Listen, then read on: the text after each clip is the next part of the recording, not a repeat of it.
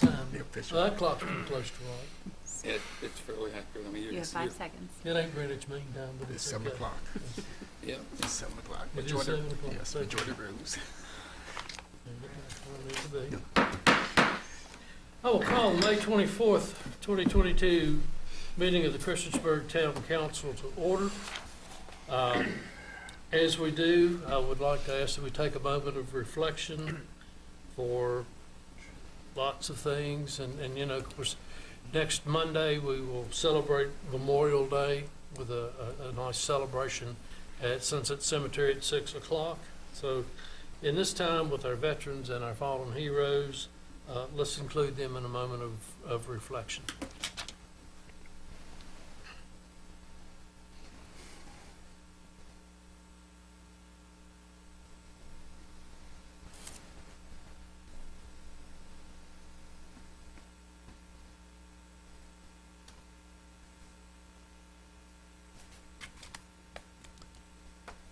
Thank you. We'll please stand for the Pledge of Allegiance. I will ask Councilman Casey Jenkins. Sir, I pledge allegiance to the flag of the United States of America and to the republic for which it stands, one nation, under God, indivisible, with liberty and justice for all. Thank you. Are there any adjustments to the agenda? I have one. I would like to request that we add a request from the United Daughters of the Confederacy to place a wreath at the Confederate Monument on Sunday night to remove Monday night. I will second that. The motions and seconds and all that stuff. Madam Clerk.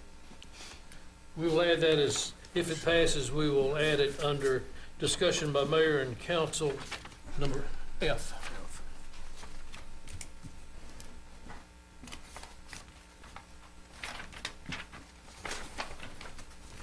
Councilman Bishop.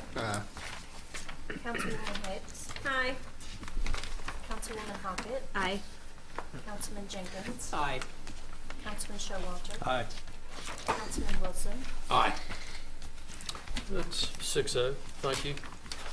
Public hearings, we have 2 tonight. A conditional use permit request by McNeil Property Management LLC, owner, to allow private school in the General Business District B3 on property located at 1650 Cambria Street Northeast, tax parcel 467-A-55. Parcel number is 020103. Property is designated as business commercial on the future land use map, the 2013 Christiansburg Comprehensive Plan. Is there anyone here to address this issue? If you'll please come to the podium, your name and address, and if you would direct your comments to the chair. My name is Mark Howard. I reside at 233 West Main Street, Danville, Virginia, 24541. Thank you, Mayor and members of City Council. I'm here to represent the Hughes Center, who is proposing to create a private special education school on the site that you just mentioned. Our school would be serving those children with special needs, including autism, emotional disturbance, and intellectual disabilities. We have looked at Christiansburg and identified Christiansburg as an area of need. Currently, those children that require additional supports with mental health needs, including autism and intellectual disabilities, are needing to be put on buses and shipped throughout the state, and they actually take long distances, anywhere between an hour and a half, to receive their public education. We are proposing that our school be able to provide that service here in Christiansburg. We have a long history of success with providing special education services. We have a residential treatment facility in Danville, Virginia. We have a day school, which is the same model that we would be using here in Danville, and a second satellite school in South Boston. Again, we serve children with autism, intellectual disabilities, and emotional disturbances. These kids require intensive supports. We are prepared to provide those supports in terms of structured educational services. We would be licensed and regulated through the Department of Education. We do have the full support of the Department of Education to expand our services in Christiansburg. We're looking at seeking a license through the Department of Education for no more than 28 desks for this particular project. This would give us 28 students that we could serve that are currently being bused to other places throughout the state. We would be serving Montgomery County and the surrounding area. We're looking at approximately 8 staff, and then those students that require a one-to-one and one-to-one support, we would add additional staff for those. We are looking at starting this program in the fall, this fall in August. We anticipate to have a total enrollment of approximately 8 to 10 students in the fall if approved, and then we would grow over the next 3 years to the capacity of 28. We request that you all look at our application, and I'd be more than willing to answer any questions that anyone may have about the project. Question I would have, these students are currently in schools in Montgomery County, right? No, sir. The students that we are looking at, they may be in Montgomery County. However, they are typically already in a day placement, a private day school that the public school system is currently paying for through CSA funds. And I think the county, let's use Montgomery County for an example. They pay to take the children, transport the children to the schools and back every day? They do, sir. Okay. I had a discussion with you the one day, and I think it was really good. I have a special needs child, and I think seeing it from our perspective of having more options available to us parents and our community is really, really important for me. So in my personal opinion, I welcome you here. So thank you. Thank you for the support. Any other comments? The only comment or request that I would make is if council sees fit, I would ask that we consider this request tonight to approve. I think you have about a 2.5 month build-out schedule, and you're cutting it pretty close. Yes, sir, we are. There's some paperwork malfunctions, and I understand all that. So, So you need a motion to change the agenda, to add it to the agenda? I would. I'll make a motion that we add the conditional use permit to the I'll second. Got a motion and a second. Discussions? We typically don't do that, but in this situation, I do feel, just like the mayor and the other council members here, that it is important to move this. Let me ask you something. I know that you said 28 kids by next year. What is the max amount of kids that you can have at that facility?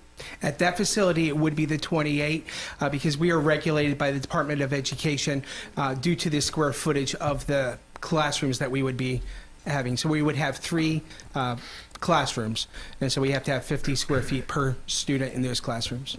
And you will be the owner of the property as well, right? No, we would not. The owner would continue to be Lisa, or Kim, I'm sorry, would continue to be the owner. We would lease that property. We have already entered into a lease agreement with her.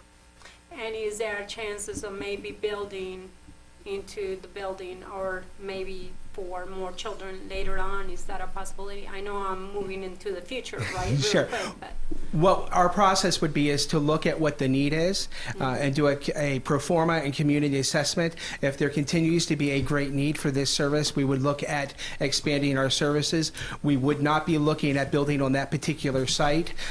What we're seeking is just the conditional use permit at this point. We would have to, for example, if the need was there for, let's say, 50 desks or to serve 50 students, we would need to come up with other arrangements to address those needs. okay, thank you, sir. I have one further question that was brought up. Will 2 weeks make a big difference in your schedule? Yes, sir. We were wanting to make sure that we were completing the inside of that building, and we were unable to do any construction on that building on the inside because of the needs of these students. There are a lot of special requirements that we need to do in terms of making it ready for the fall. For example, we're looking at a sensory room, and then egresses. We're looking at a fenced-in area to make sure that we have adequate space for physical education, that kind of thing. Okay, thank you, sir. And Mark, I understand your haste to get it done, but in years previous, I mean, council was almost accused of picking favorites to eliminate this 2-week wait period for our citizens to weigh in on. So, and this isn't this council, this is previous council where we decided to just keep it fair across the board. Doesn't mean I'm not going to support it if it passes and put on the agenda tonight. There's a reason why we have a public comment, and I do understand your haste to get it done and to get it ready for the students, but I am not going to support putting it on the agenda for tonight. Okay. Thank you. Is that all comments and questions? So we have a motion and a second. Madam Clerk? Councilman Bishop, No. Councilwoman Hicks, Aye. Councilwoman Hockett, Aye. Councilman Jenkins, Aye. Councilman Showalter, No. Councilman Wilson, Aye. So there's 4-2. We will place it on the agenda under item G. Is there anyone else here to address this particular public hearing? Okay. Town of Christiansburg 2022 to 2026 Community Development Block Grant Consolidation Plan and 2022 Annual Action Plan. Is that Mr. Warren?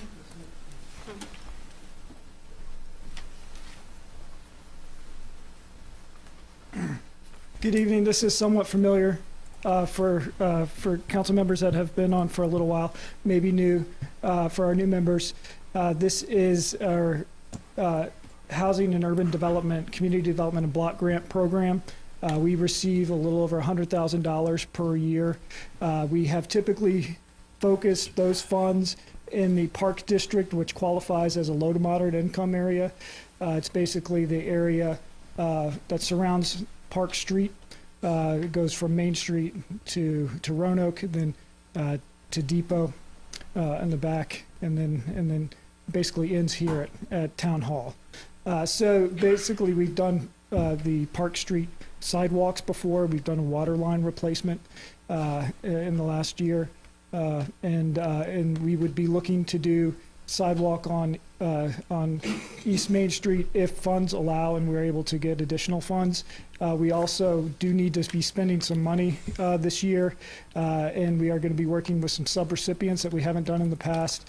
There's been identified a need for home emergency repair, so that's something that we could coordinate with our with our neighborhood enhancement coordinator, with Patrick Saunders, and to identify low to moderate income people that need emergency home repairs. We've also done homelessness prevention, and that was really an outgrowth of COVID, and that came to you all before, where we worked with the New River Community Action, and we'll continue to do that as well.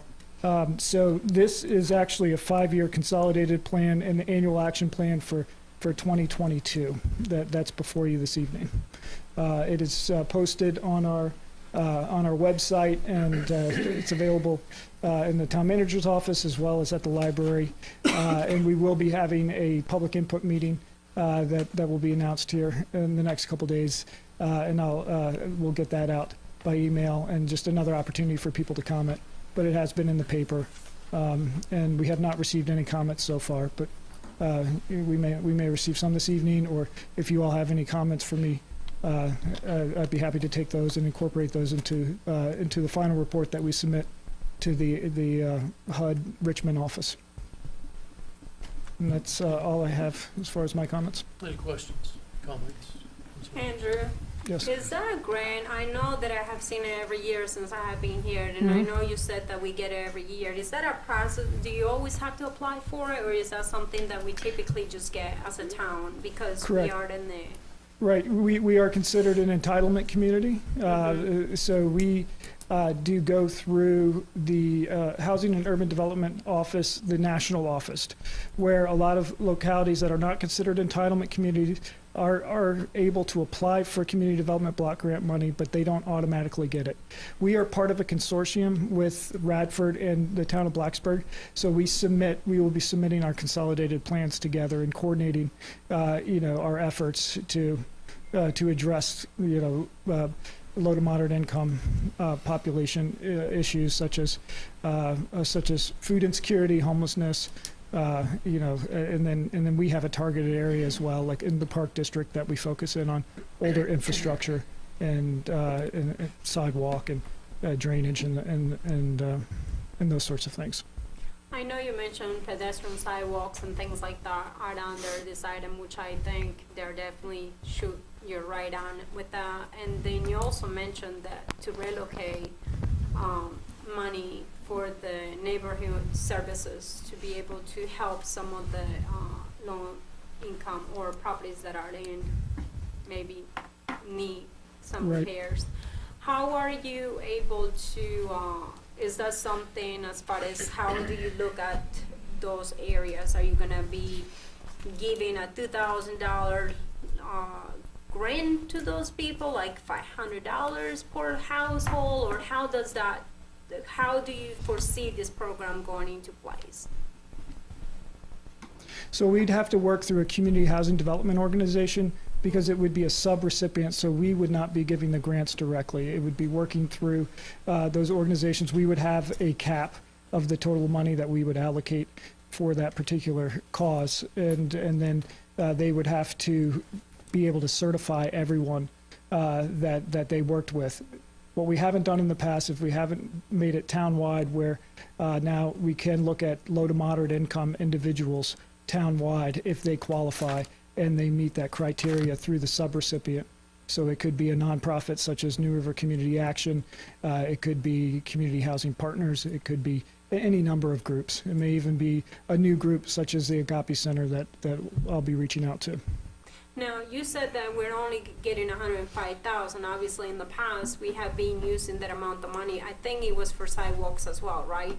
It has been, right. And now, has it changed the criteria this year as far as like, can we use half of the money for sidewalks and half of the money for them, to be able to help them with this? Mhm. Or is that something that is whatever the amount town council decides? I think we have some flexibility in how we put the dollars towards a certain project. So if, for instance, one of the dilemmas that we've had with infrastructure projects is that the CDBG, the Community Development Block Grant dollars alone have not been enough to do a large sidewalk project. For instance, with the Park Street sidewalk, the last segment, which went from Hagen down to Depot Street, which added sidewalk, that was about a third funding from Community Development Block Grant, a third funding from General Fund, as well as a third funding from the Virginia Department of Transportation with their Transportation Alternatives Program. Thank you. You're welcome. Any other comments or questions? Thank you, Andrew. Next is the consent agenda, the approval of minutes for May 10th, 2022, the monthly bill list, contract amendment number 1 with Matten and Craig Incorporated for professional engineering services for construction engineering and inspection for primary extension paving in the amount of $79,525, and a contract renewal number 1 with Rummel, Klepper and Call LLP doing business as RK&K for signal structure evaluations and traffic engineering on-call services in the amount of $100,000 or more. I'll make a motion to approve the consent agenda items as presented. I'll second. Get a motion and a second. Any discussion? I really wanted to move one of the items from the monthly bill list outside the spectrum, just because I didn't have no contract, no information about what the money was going to be spent on one of the items. Is there any way we can vote on that one separately? I know we could have made it separate from the beginning, but I didn't make an adjustment to the agenda. What's the item? The market, what is that, main marketing or something like that, marketing on Main. Wanted to know what that was the expenditures for. I Spent almost think I $900 did or send those something like bills to council earlier in the week. I saw the bill, but I didn't see What it was the for? item, what was it for? I sent you questions about this and I didn't get it. It was how much? $892.88. Okay.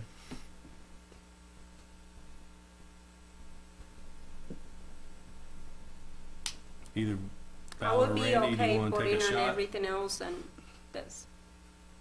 I think Val's looking it up. If we can get a reasonable, if we can get an answer now, I don't think there's any, maybe it's not a need to amend it out of the bills and vote on it separately.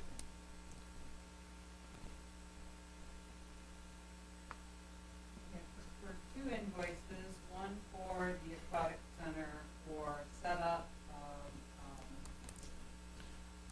artwork, for doing colors, imprints on cups, and other promotional items.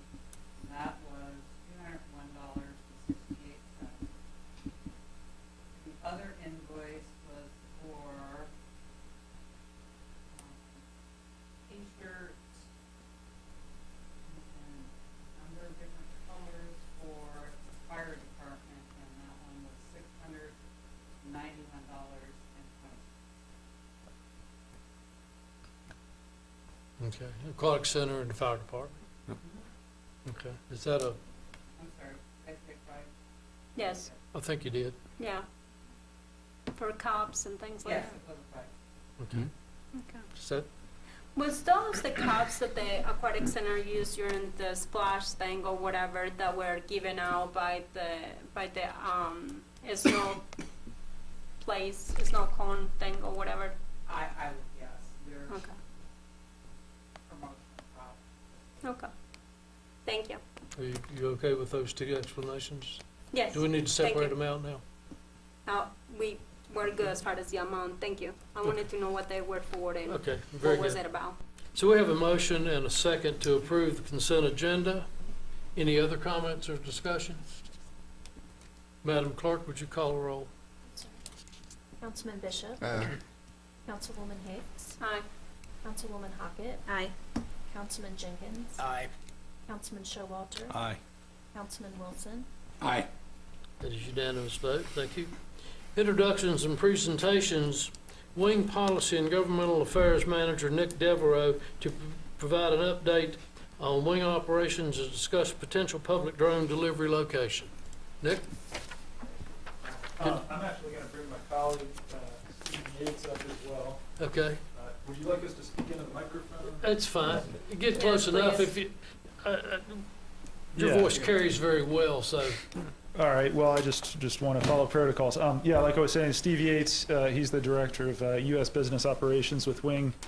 He's here as well. So we're going to kind of tag team this, but I'll cover the first part.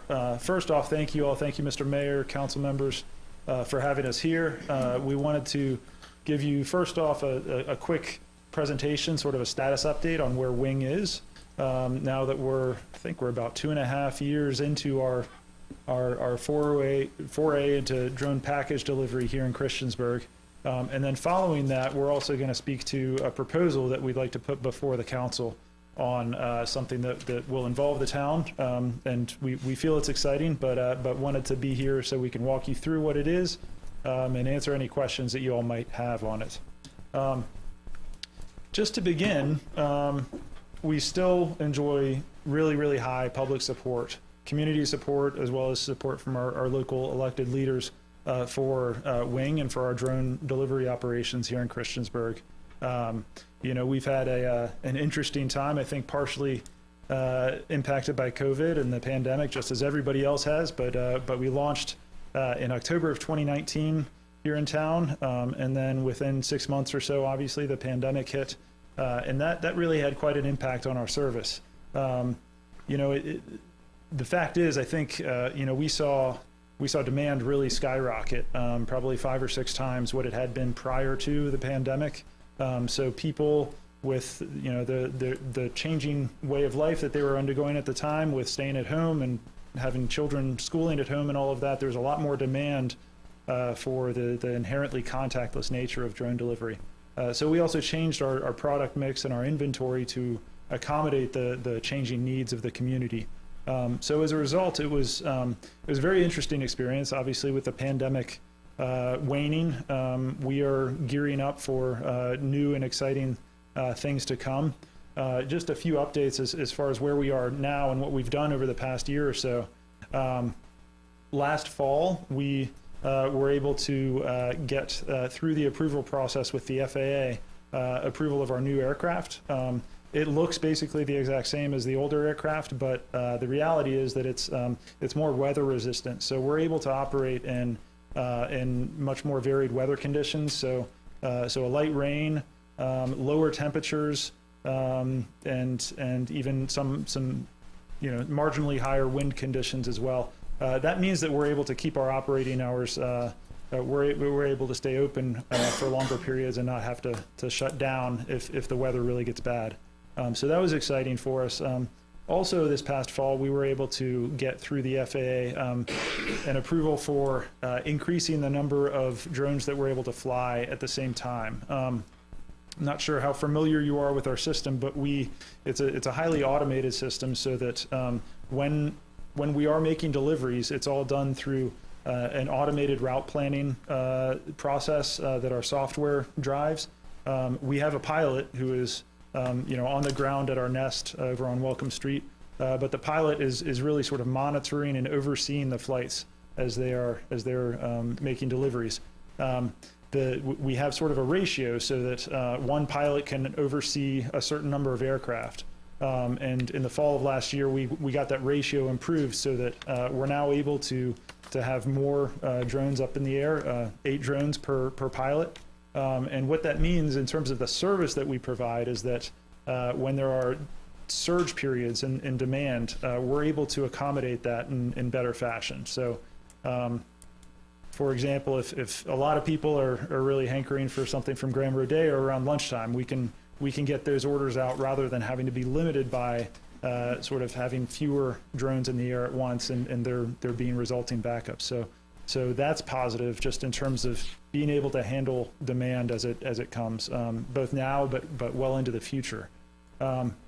We've also been able to make some additions to our merchant partners. So just recently, we've added Gigi's Cupcakes. So we're delivering their cupcakes, and through our partnership with Brew Coffee, we're also delivering goods from pastries and other baked goods from Big Indian Farm. So we have that going on right now, and then we also have some additional merchants sort of in the mix that we're hoping to bring on board at some point soon.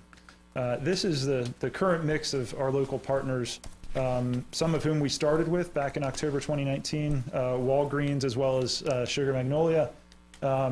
This year, again, we're doing the Girl Scout cookies, something that has really sort of brought a smile to our face, both in terms of being able to interact with them and get them excited about some of these new and emerging technologies like drones, but then also being able to serve the community with getting cookies delivered to their front yard. Grand Rodeo, as I mentioned, Brew Coffee, Gigi's, and Big Indian Farm Bakery. Some other things that I will speak to here, we are making some improvements to the Nest itself, and this is all being done to code, but we're transforming one of our containers there to be able to handle a more permanent location for brew on site, so that we're going to be able to, they're going to have, it's sort of a mini barista station, so that they can make, right now we currently have, hot drip coffee, but they'll be able to make a lot of the other sort of fancier drinks as well, and be able to deliver those in a matter of minutes. So those improvements are going on right now over at the Nest. And we've also hosted the Skyline Council of Girl Scouts recently, so that as we did in last year, I guess in 2021, in addition to delivering their cookies, we host them at the nest, and we walk them through sort of a 101 education course on drones and the safety protocols, but also being able to get kids that age, girls that age, interested and excited about some of these new technologies.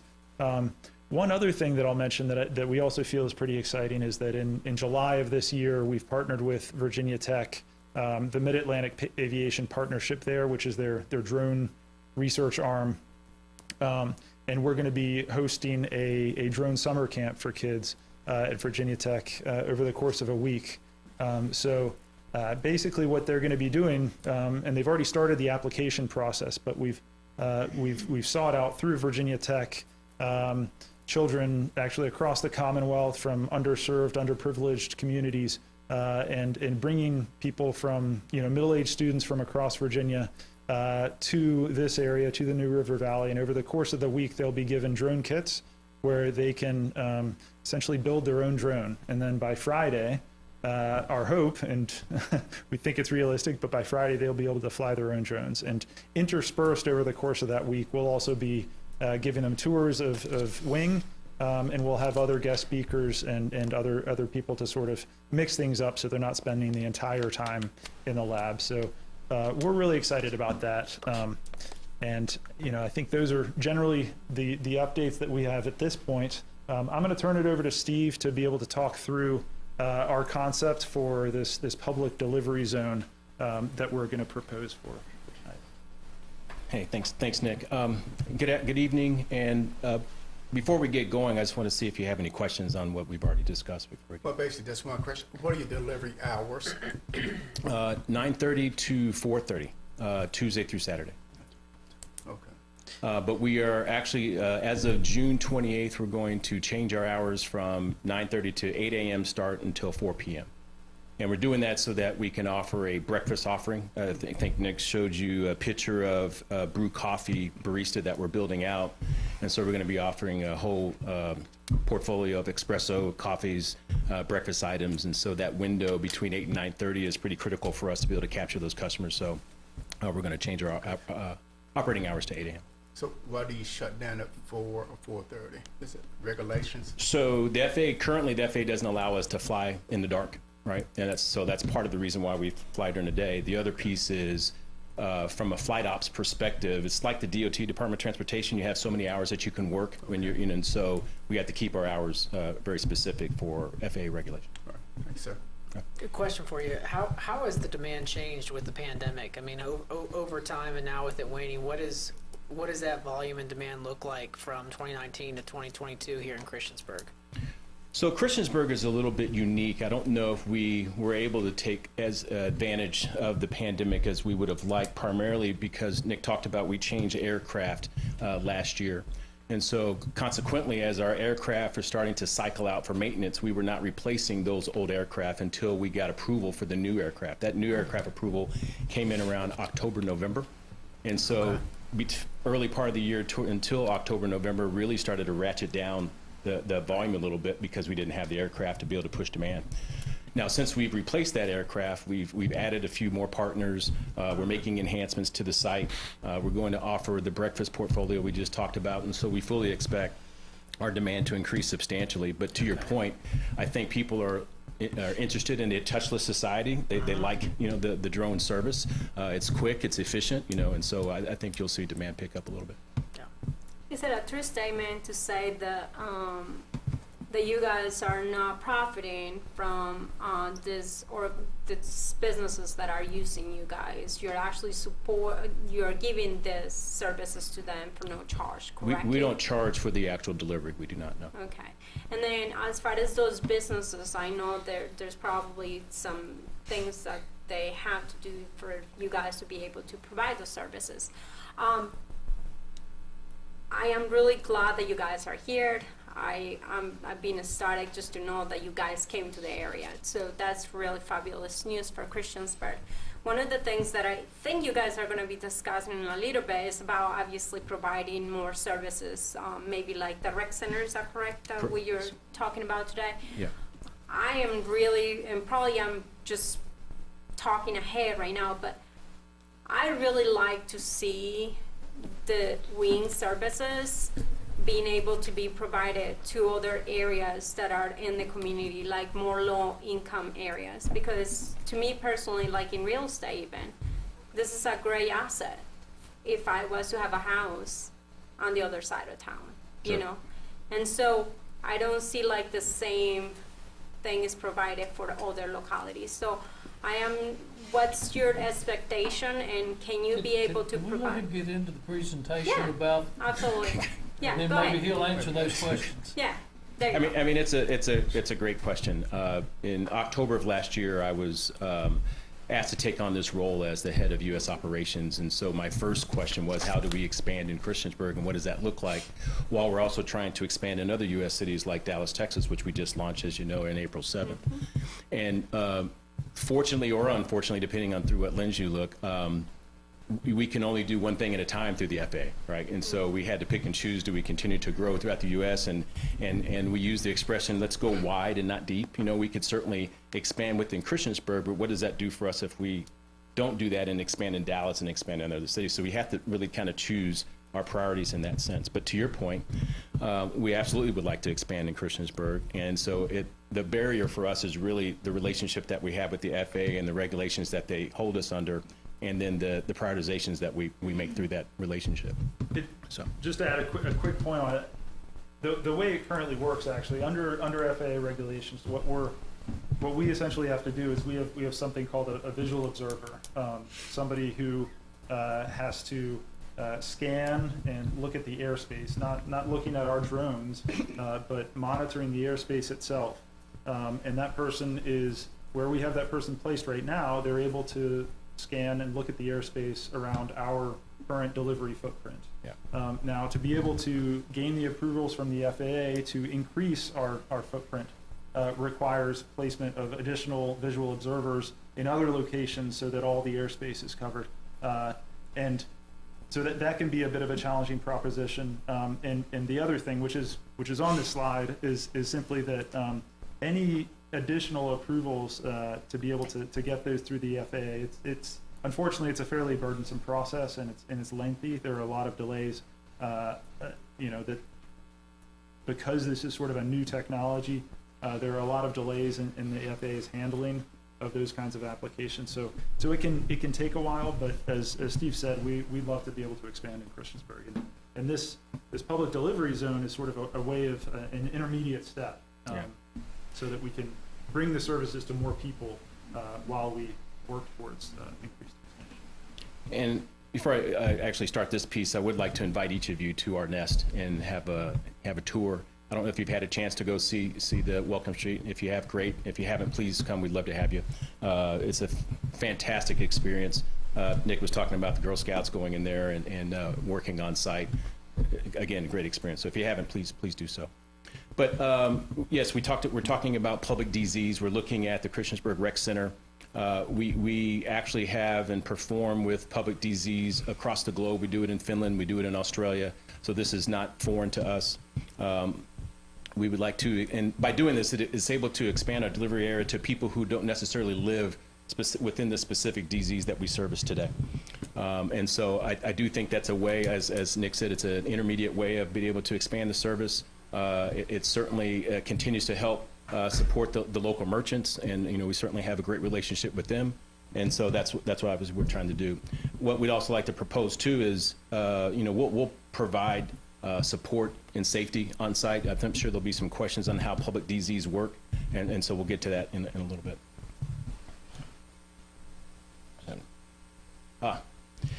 So if you can see where the yellow box is, that's an old Google Maps photo. Today, those trees right there don't exist, with the yellow box and the tree just to the left of it. That is the proposed location where we'd like to have the DZ space. And that's more of a close-up. And so those, and I think, Nick, you were telling me all three of those trees aren't there today, right? I think it's those two. Or just those two? Okay. So that would be the location. Can you please go back to the other picture that was larger for a minute? Yeah. Where's the front of the... It's VDOT. That's Cambria in the Street. back. Yeah. And the Huckleberry Trail. It's going on Cambria, and you take a right on VDOT entrance. It's right there. Okay, sorry. Go ahead. Yeah, and that's the close-up. There we go.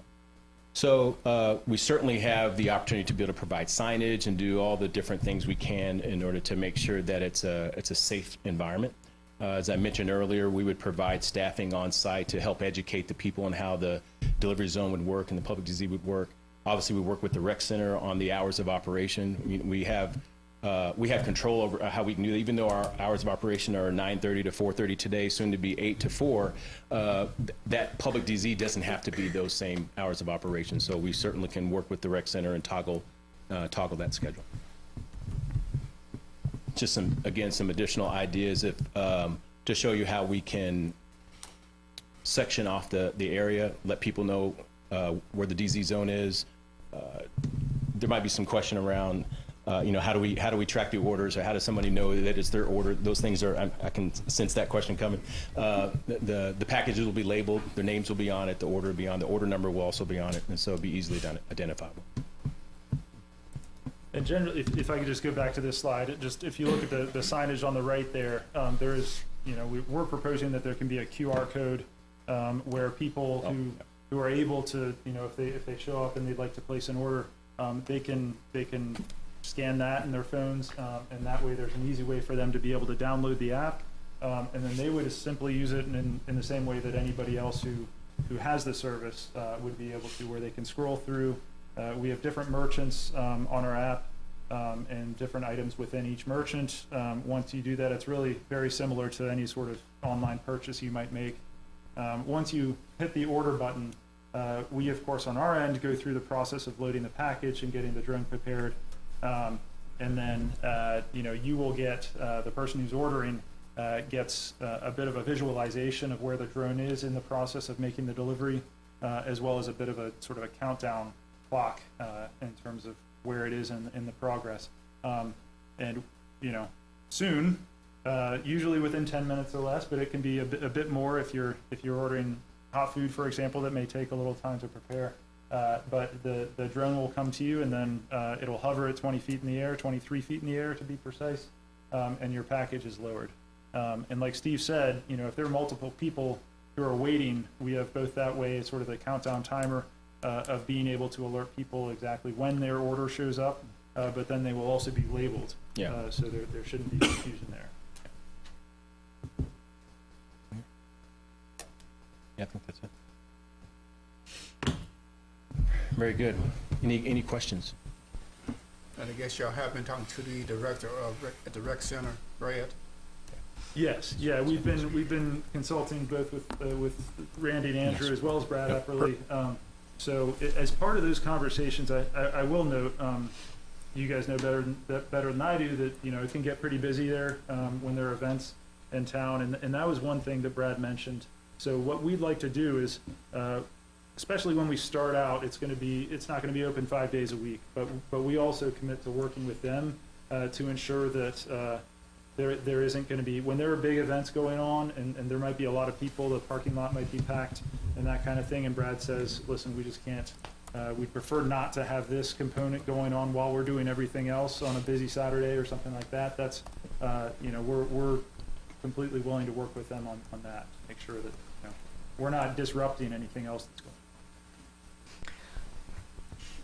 on. I went to your facility with Casey Jenkins one day. It was obviously mind-blowing just to go inside where there appears to be nothing inside there. I thought I was going to a warehouse. Well, not even that. I thought there was no real structure inside, and I was really impressed about everything inside the building and everything. It's just really, really nice. One of the things that I know that you have been in contact with Brad Epperly and Randy and everybody else and everything. You said that some of the trees were going to be taken down. I'm sure, no? They have already been taken down, I think. They were taken down. There. Okay. So is that a way is that going to be like, maybe Randy can tell us a little bit more to you guys, but is that going to be a concrete pad later on? What is it going to look like as far as letting people know that this is the place for I the think- drone service. I think you have to think of it just like your own yard. If we, drop a package down into your front yard, I mean, it can be on the grass, it can be in the parking lot. I think the important thing is that we designate an area with signage, with markings, so that people know this is where it's going to drop down. But it doesn't really necessarily matter if it's on the grass or on concrete area. But I don't think we'll do any additional landscaping or anything. I think it's just more markings. The markings will be, temporary, of a temporary sort, so that, they can be picked up and moved, if necessary. We're not anticipating putting down any sort of permanent infrastructure, and frankly, the delivery network doesn't really need any permanent infrastructure. We can deliver to a yard, to grass. That's sort of the idea. Yeah. To give you an example, when we launched Dallas on April 7th, we launched right next to the city hall, and they had a park and a fountain, and we created a delivery zone just for the purpose of that launch. And so we launched, we delivered a package right there in front of about 100 and something, 200 people. And then we don't use that delivery zone anymore. But so we're able to move and toggle, as we need. Oh, no, I know where you guys have delivered, because I am in real estate, and I am actually so excited every time I have a house for sale on that area, so I can take my kids over there so we can order things. So, because I'm unable to get that on this side of town. So, but one of the things that the reason why I was mentioning that, it was just to make it more of a permanent thing. I would like to see more of a permanent thing, and maybe there is a way even Showalter would be part and Rec committee, advisory committee team, maybe even discuss about even providing some benches out there or whatever to eat your lunch or coffee and stuff. So I'm super excited about you guys, even looking into the possibility of moving closer to this side of town, maybe even providing lunches for our town employees later on in a year or so. So I'm really excited to see that happening. You were mentioning about the visual observers.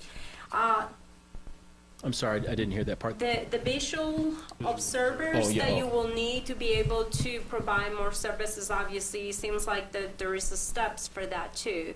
But that person, is that someone that is like at your main office? Is that like a computer? When I'm thinking about this, it's like someone outside looking at looking at everything out there. But is that what it is? That's exactly what it is. If you were to walk into our nest, just adjacent to it, there's a substantial hill that if you climb up it, there's a booth, if you will, where we sit in there all day observing the skyway. So yes, that's exactly what it is. Oh, okay. Yeah. Okay. Now, ideally, so these drones are GPSed, right? So do we actually need someone to watch them land? No, but these are part of the requirements that the FAA has implemented for us. Until that goes away, we'll need visual observers. And I'm talking out of not talking with the other council members, but is there if that was a service that we could provide to more of the community, is there a way that we somehow or another can partner as far as even the cost of what that employee will cost for you guys to be able to provide more services into the area? Is that something that can be looked into, or not at all? There is no possibilities. We have not to date really sort of considered taking any sort of that kind of grant. It's a wing employee. We're satisfied with the current relationship that we have there. I don't want to spend too much time on the visual observer itself. It's more the structure, the regulatory structure that's in place that requires that. Is part of sort of the challenge that we face, one of the barriers that we face in being able to expand the service. It's that, but then as part of that, it's really the process we have to go through with the FAA that is both resource intensive as well as time consuming. Right. Very good. Thank you. Okay, thank you. I got a question. Oh, go ahead. Did you mention, and I don't think you did, how do you guys plan to prevent any type of stealing of the item that gets dropped off there? It is a great question. It's one that definitely comes up every time. So I can't really give you a time frame, but certainly in the immediate part of the launch, we would have somebody physically there for safety reasons, obviously, to educate those who are around and how the whole public DZ process works.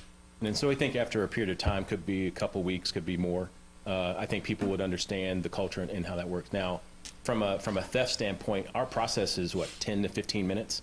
You know, so if you order it and you forget or you walk away, you know, which is typically unlikely, it's going to be there so quickly. The likelihood of somebody taking your package from you is pretty low. But could it happen? Sure. Has it ever happened in any of the other public TZs? It has not. Okay, thank you. Very good. I have a question. Go ahead. If people would like to use that public delivery zone, will they need to be in the vicinity, or can they use that from anywhere in Christiansburg? If I recall correctly, when I use my app for the delivery service, I have to be at my house or near my house to order something. Will it be the same way? Will they have to be there to order it? I don't know about that. That's actually a good question. It would generally function in the same way, but so that, you know, however it works in terms of you know, delivery to your house, to someone's residence, or if they live in the delivery footprint, it would work the same way as that. But we would like to get back to you just to ensure that we're giving you the most accurate information. You're asking, like, do they need to be at the rec center to order at the rec center? Right, so my understanding would be that they would come, they'd scan the QR code or use the app if they already have it downloaded, but they'd be there, so Wing would be like, yes, I see that you're there and you can collect your package, and so you can order now. But if you're too far away, I thought that we weren't able to place an order until we were close to the place it would be delivered. I think that how it works today, too, is that the DZ is designed to your account, right? It's attached to your account, so the delivery zone. And so if you're ordering from your home and you're not at home, it doesn't think you're attached to your DZ. And so that's why it won't work. So I think the same would happen for them. Which would then cut down, I guess, on theft. If they're there and they order while they're there, they just wait a few minutes. Absolutely. And then last thing I'll say is my family and I have used your service since it came to Christiansburg. We absolutely love it. And Councilman Wilson and I went to the Nest and got a wonderful tour. It's very interesting. I know I'm personally, and I know I speak for you too, it was a very cool tour. We're really happy to have you here. I think this is a wonderful service. Thank you. And I'm glad to see it expanding. No, thank you.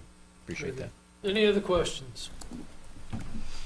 Thank you. Fantastic. We appreciate it. Thank you. Thank you. Appreciate it. So next we have Public Works Director Jim Lansanese to present on Public Works programs and operations.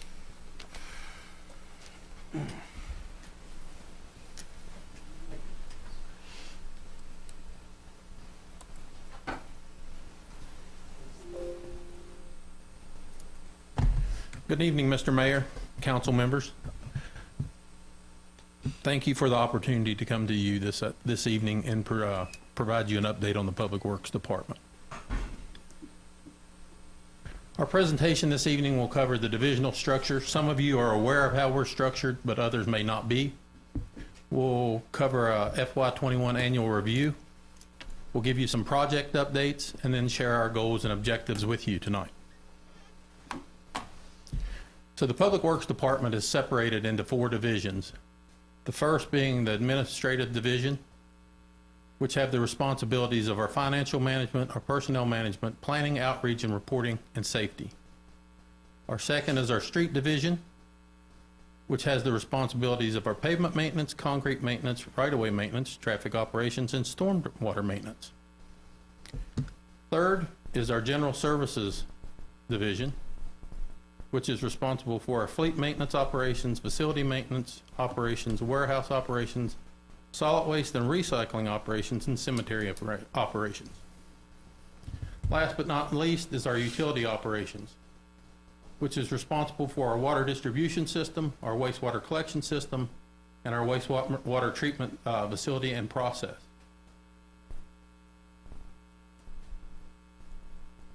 So one of the most critical functions of our administrative operations is customer service. We strive to have a good customer experience when they call. We personally answer 95% of the calls with an administrative staff person. If for some reason they're not available and it goes to voicemail, we try to respond to those calls within a 24-hour period and either leave a message or talk to the person specifically about the issue or concern they have. On average, we receive about 100 calls per week. As most of you guys are aware, one of the biggest hurdles that the administrative staff, and not only them, but the whole department had, was the COVID pandemic. It started affecting us in spring of 20 and carried right through to 2021. We worked diligently with town administration and the other departments to implement policies and procedures which followed the CDC guidelines. We increased and expanded our personal protective equipment and facility cleaning efforts to assure safety of staff and its customers. We also dealt with one of the things that we weren't really expecting through something like this. This was something that we were totally not prepared for, and to be honest with you, I didn't expect to see that kind of pandemic in my lifetime. But one of the things that we really had to deal with is elevated stress levels of our staff. Just the unknown. They were fearing how it would affect them, their families, their jobs, everything like that. So we faced them and communicated with them one-on-one, in groups, to reassure them that if we stay focused, we follow what we need to do and continue to do that, we'll come through the other side fine, which we did. But at that time, it was very hectic and very hard to manage that with emotions and stress of everyone. So we also had to adjust our operations to ensure that the customers were safe and the employees were safe while we were doing that. One of the things that added to our operational structure was supporting the emergency services in the Virginia Department of Health. We directly supported them in all the testing sites, traffic control, basically whatever they needed. They could call us and we would provide that for the testing sites in our community, which worked out very well, and we had a really good relationship with that. Throughout this whole process of trying to figure out what we needed to do, how we needed to do it, which changed dramatically day to day sometimes with reporting structures and following the guidelines. It was kind of up and down to stay on top of it, but we did really well and had really good support. But for me, I felt like the way the town and the organization all came together with administration, all the department heads, it was a true testimony of the teamwork within this town in the face of adversity. And it was stressful for all of us, but I think we all pulled together and we have a really good organization that supported each other. And we're very blessed for that. So during COVID in FY21, we averaged 1 employee per day that was absent based on the pandemic, due to the pandemic, whether it be they were quarantined or they were infected or so forth. But that's just due to the pandemic. That wasn't anyone else. We had employees that were concerned about even coming to work, or they had a family member or something like that. So our absences were up and down through this whole thing. So another critical function of our administrative staff is recruitment and retention, as all of y'all are aware. When we're fully staffed, we're at 101 full-time employees and 1 part-time employee. Through 2021, our turnover rate was about 30%. And for example, we hired 27 people, but we separated with 26 of them throughout that year for various reasons. Some of it could have been performance, some of it could have been they didn't care for the career choice that they had made. And we averaged 16 open positions throughout that whole year. We currently have 35 positions open to date. We have 3 prospects that are in progress right now. We have seen an uptick of applicants received weekly. We were getting 1 to 2 applicants a week. Here, since the COLA and the pay scale adjustment, we have actually seen 8 to 10. So it is showing signs of life, and we're doing what we can and working with the HR department to increase our recruitment efforts, and expanding our advertisement with professional agencies such as APWA, AWA, and VIWEA. So hopefully we'll move right through that and start recruiting and get some of these vacancies filled. That's the main goal. So a lot of you might not know, but our administrative staff also manage several projects or contracts that support us in our functions and operations, which have been a true blessing through the COVID and the number of vacancies we currently have. These were put in place years ago, several years ago, some of them, but they have really been a benefit through this whole last 2 years to help us accomplish our goals. And we're constantly looking for other avenues such as that for support too. So moving on to the street division. The street division in 2021 completed 678 work orders. Jim, on the other page, what was the ROW stands for again? I'm sorry. ROW, Yeah. right away. Oh, okay, I'm It sorry. was the right-of-way maintenance. So 23% of those work orders were completed by the pavement operations, which consisted of these tasks. 46 of those were completed by the right-of-way operations, which were these. 18% were completed by stormwater operations, and 13% were completed by the traffic operation.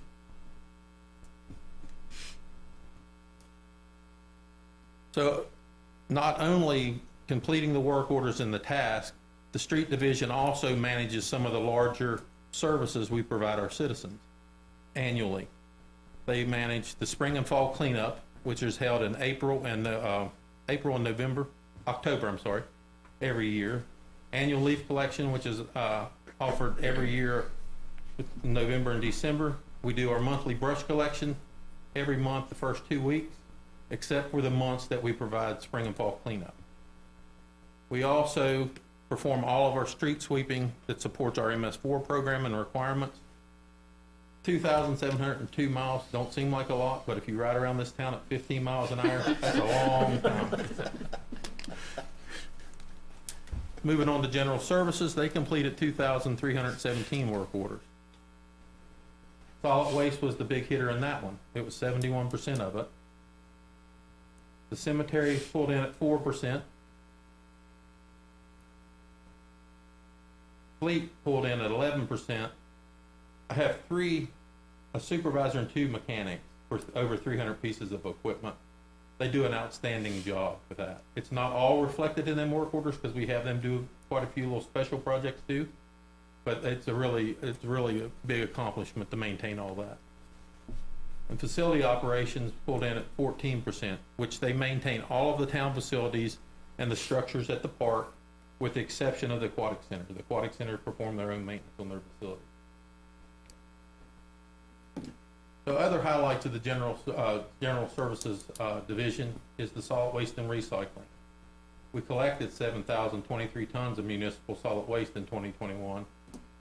And also our contractor collected 1,117 tons, which equals 2,234,920 pounds, which is how we reported on the annual report, of single stream recycling. So since starting that program, we've seen a decrease in solid waste and an increase in recycling. Not huge, but it is consistently climbing each year. So it's a positive. Our facility maintenance, speaking of contracts managed, one of the biggest contracts we have is with our HVAC system. So all of our facilities count on them.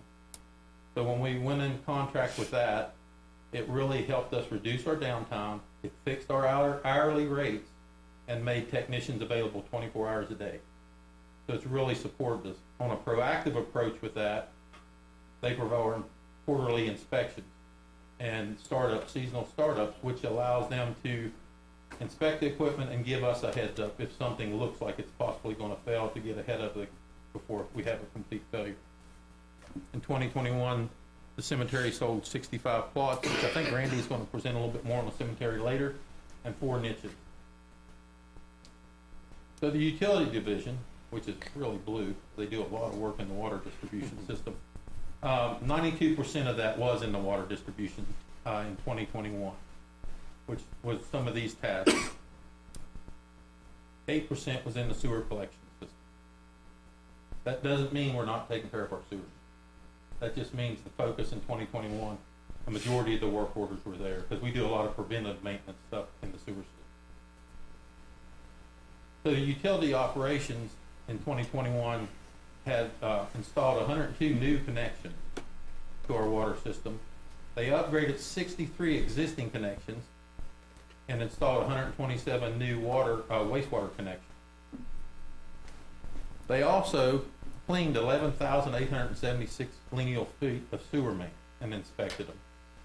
Our treatment facility processed 1,392 million gallons with a daily average of 3.8.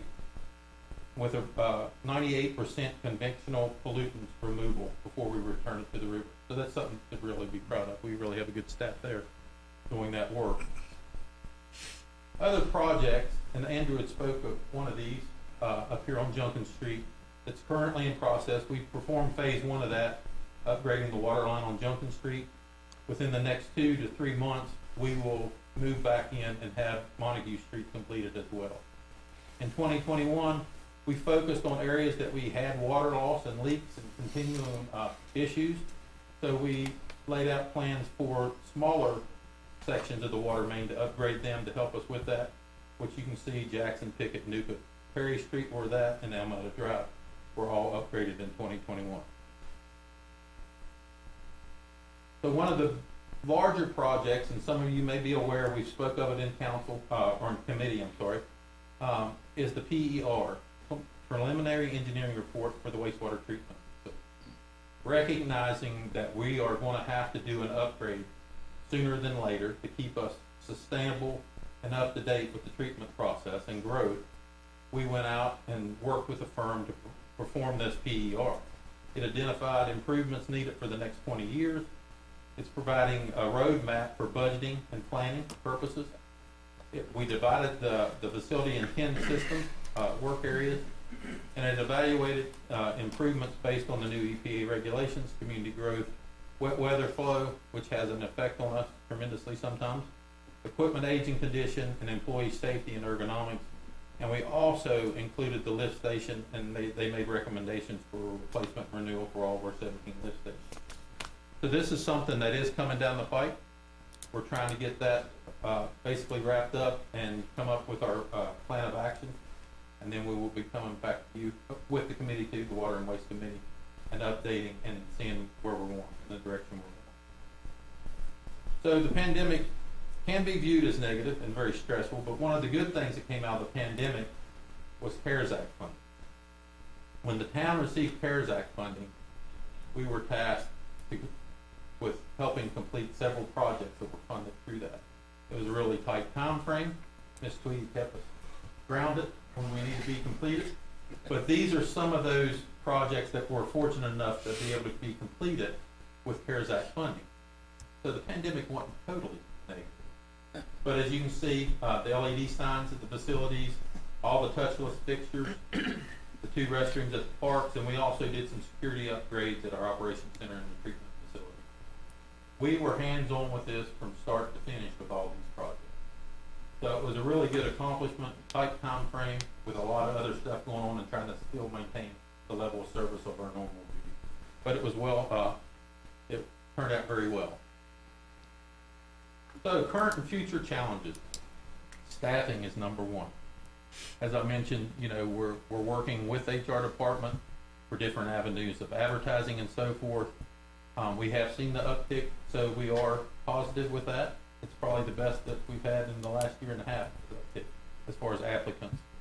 But some of the other challenges we're faced with right now and have been for probably the last year is increased material costs, lead time. Material costs have elevated and grown it's just crazy somehow.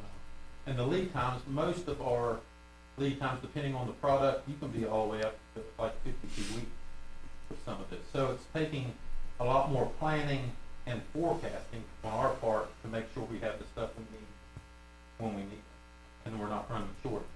The same thing with equipment costs, and it's rising, and lead times there are extended out. But one of the most recent, probably over the last 3 or 4 months, is our operational costs, our daily operational costs. And fuel alone is hurting now. So what we've done is we're trying to educate our staff, we're trying to carpool a little bit more, and only use the equipment we need. I mean, it wasn't a perfect world before fuel costs started raising. People kind of like wanted to take separate vehicles and so forth like that. So we've condensed that down the best we can right now, watching our idling times and so forth. But fuel cost increases, you know, it's constantly there that's going to affect us.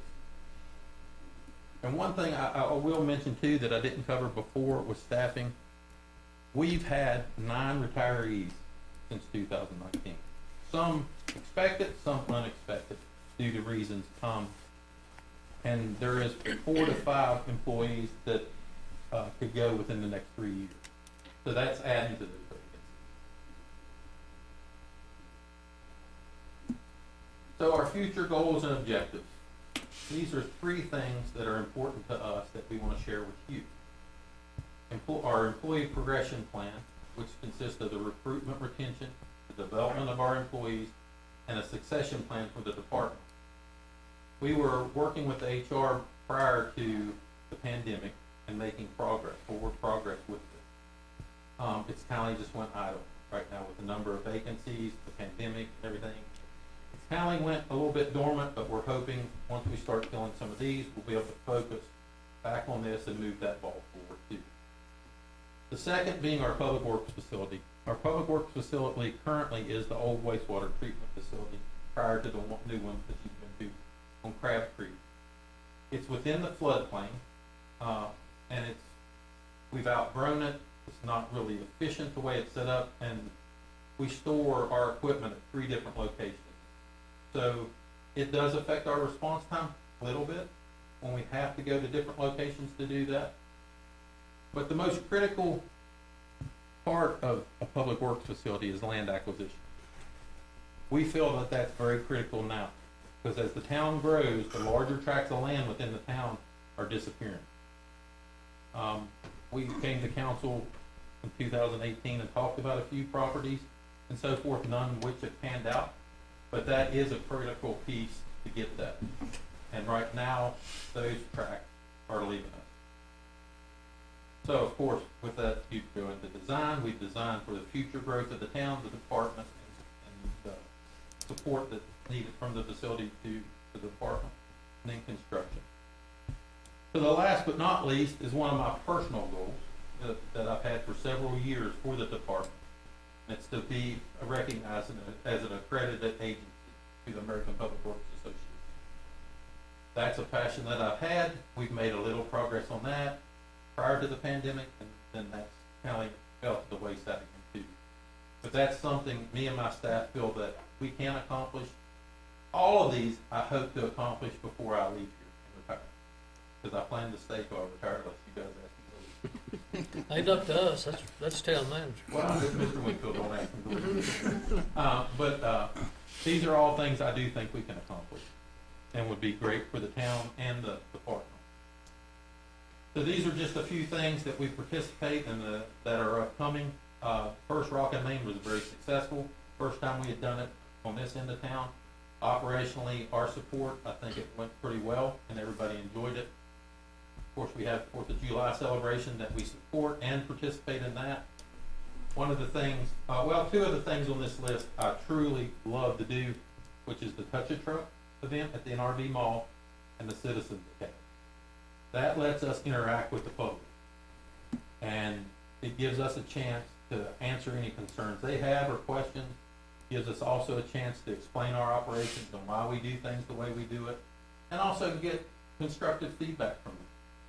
And the kids love the Touch a Truck, and it's really exciting. Last year, the pandemic pretty much stopped it for a couple years. Last year was the greatest turnout I've seen since participating. And we've participated in that ever since it come into conception. And last year was just outstanding. And my grandkids love it. But the Citizens Academy is more of a one-on-one. It's a group, it's the Montgomery County Citizens Academy. Some of you may be familiar with it.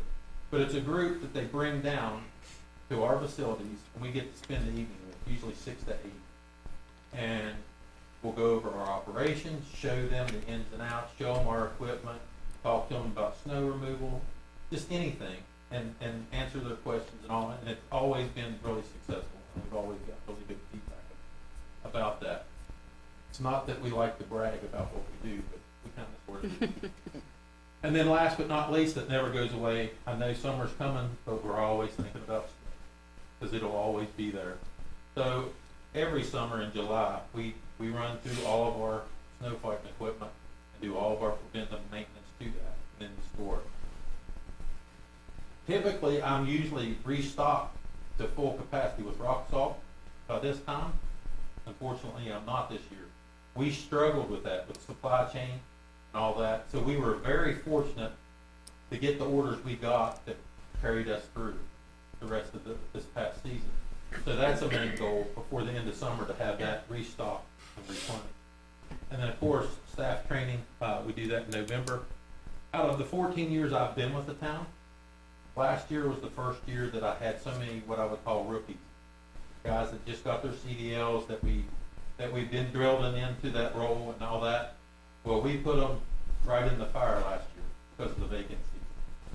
All of them performed really well, and it was a real testimony to my senior operators too, because they leaned on them and coached them and helped them.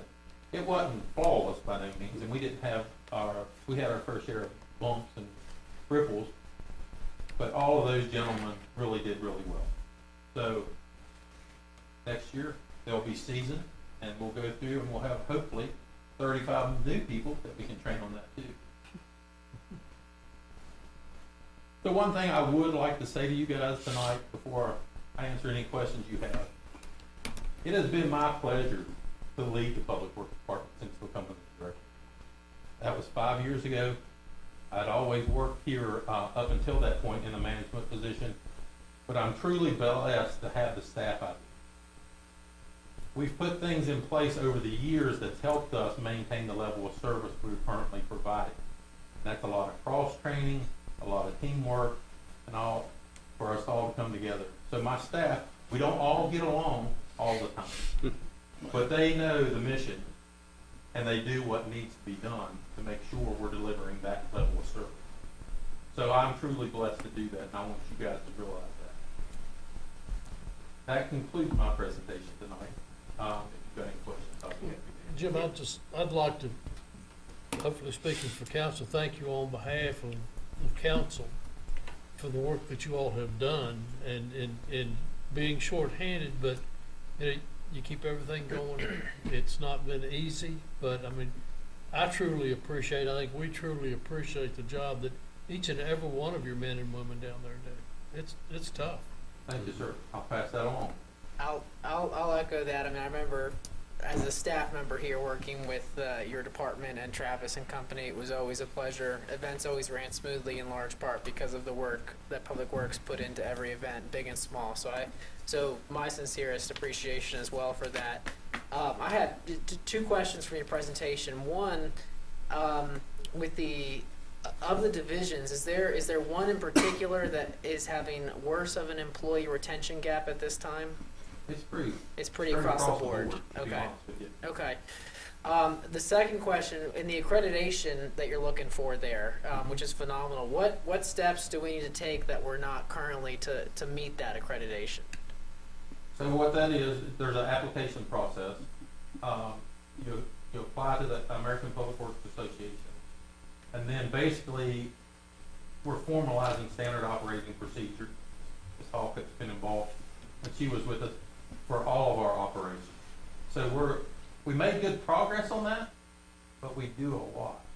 So we're trying to move back like I said, once we get fully staffed again and have that time to complete that process. I don't want to apply too early, because I only have a certain time frame for them to come, because they will come from Kansas City and inspect all that work we've done, and then let us know if we meet that criteria. Got it. Thank you. What will the accreditation actually get us, as far as, besides the title, which is awesome to have that? What else can you provide? Funding for different things, grants, or what does he actually do for us? I'm not for sure about the funding.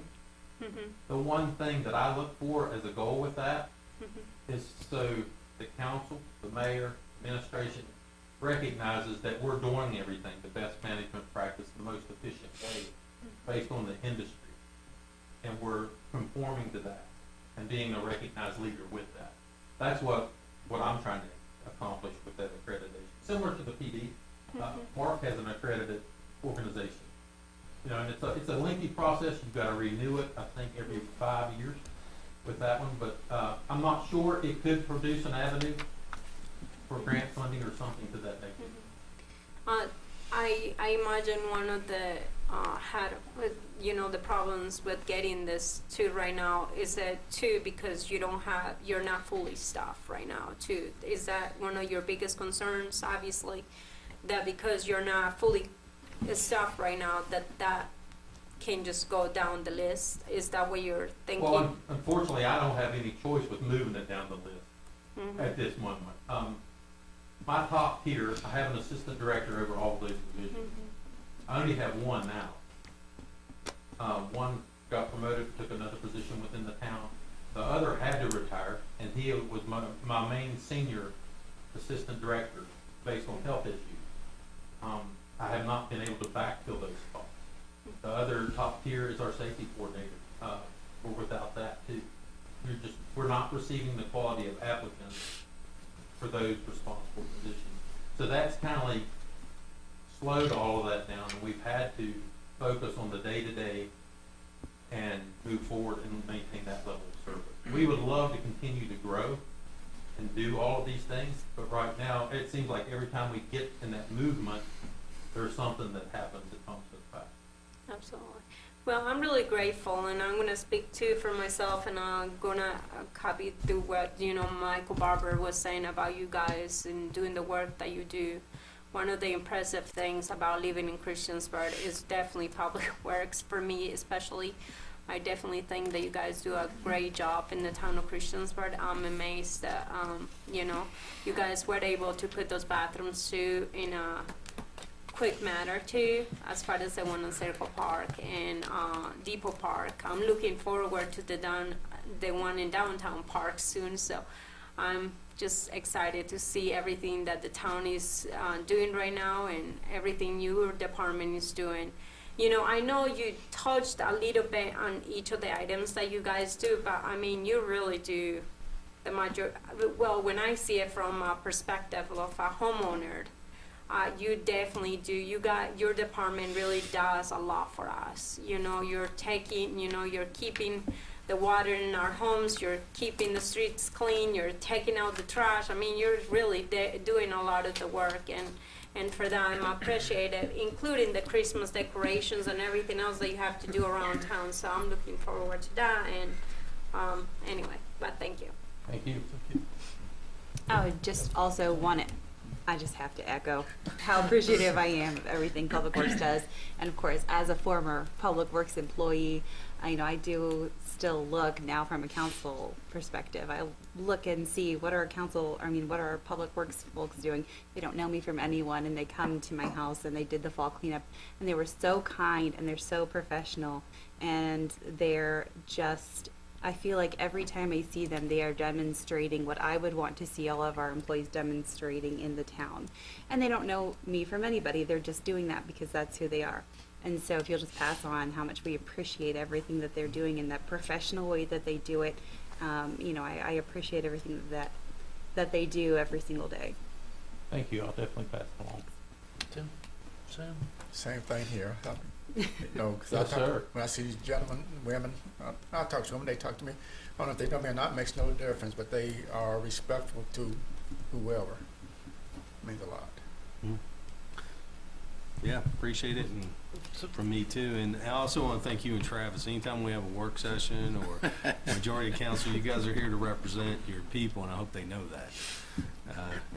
And to answer questions if we have them, or if you hear a comment from a citizen in here, I'm sure you guys are taking note there. But they also get abused in the Water and Waste Committee meetings, so. So thank you guys. That reminds me of one quick question. The wastewater treatment facility, that was SHARP accredited, correct? That's correct. And it maintains its SHARP accreditation? Yes, ma'am. I'm so proud of them. I think that's fantastic. Thank you. I just wanted to check. Tim? Thank you. No, sir, I'm good. I will say the one thing that I've noticed is we get probably more compliments from the work done by Public Works, including the planter boxes downtown. But the thing that I like, and I hear a lot of, is the compassion that your employees have. I've had 4 or 5 instances, people tell me that a flat tire somewhere in one of the Public Works trucks came by and the guy got out and changed it for her. They don't have to do that, but that's what the reputation we're built on. and the courtesy that your guys give with funeral processions. Henry, you noticed that? Mm-hmm. I mean, Absolutely. they stopped and took their hats off, and I mean, it's a class group, and I think it's been run by a class act. Thank you, sir. Both of you. Thank you for your time. Very good. Citizens' comments. You know the routine, Mr. Walsh. 3 minutes. Chris Waltz, 1370 Ruby Street. We got our county taxes, you know, give me your money. But included was a newsletter. And my wife spoke last night at the Montgomery County Board of Supervisors meeting. I'm very proud of her for that. But I'm here to talk about the same thing she talked about, which is the park. Now, the county has spent $12.5 million for a park in Reiner and a park in Shawsville, which serve approximately 3,000 citizens. Christiansburg's population is right at 23% of the tax-paying population of the county. According to the 2020 census anyway, those are the numbers. You know, you have your upcoming meeting with the county. I hope that you impress on them that, you know, we make up almost a quarter of the taxpayers in this county. And if they can afford to spend $12.5 million to serve around 3,000 citizens, you know, maybe get them to give us a couple of million and say that they're the double platinum donors. Because I know that we've been working on this since 2018 at the work session when it was assigned to the town staff to find sponsors for this park. And that I've seen so far, I keep hearing about leads, but I haven't seen any results, and I don't think you all have either. That's all I have. Thank you. Thank you. Anyone else here to address town council? Hearing none, I will close the public comments. Committee reports, any activity this last week? Mr. Showalter? Nothing to report. Mr. Bishop? As you know, the Aquatic Center had their beach bash doing Friday or Saturday, and was well attended. Yeah, very good, very good. Okay, Ms. Hicks. I want to say, Bishop, the Aquatic Center did a fabulous job with the beach bash. It was fantastic. The kids enjoyed it. There were hundreds of people in the Aquatic Center, outside, inside, and it was just well attended. So the Aquatic Center definitely pulled it together and did a fabulous event for the population of Christiansburg and surrounding areas. I also wanted to mention Central Business Committee. We went to, Casey went with me to Richmond last week. Exhausting week. A lot of information. We're grateful to live in Christiansburg. Downtown Christiansburg is flourishing in Christiansburg. I heard a lot of negative things around other places in the country of the United States. And so downtown in Christiansburg is doing great. But anyhow, there is a lot of information. Tomorrow we'll have, a central business meeting. What time was it? 12 o'clock tomorrow. 12 o'clock, there you go. So show up for that. We'll be discussing a lot of the information that happened last week. So. Very good, thank you. Ms. Hockett. Nothing to report. Mr. Wilson. No, sir, nothing.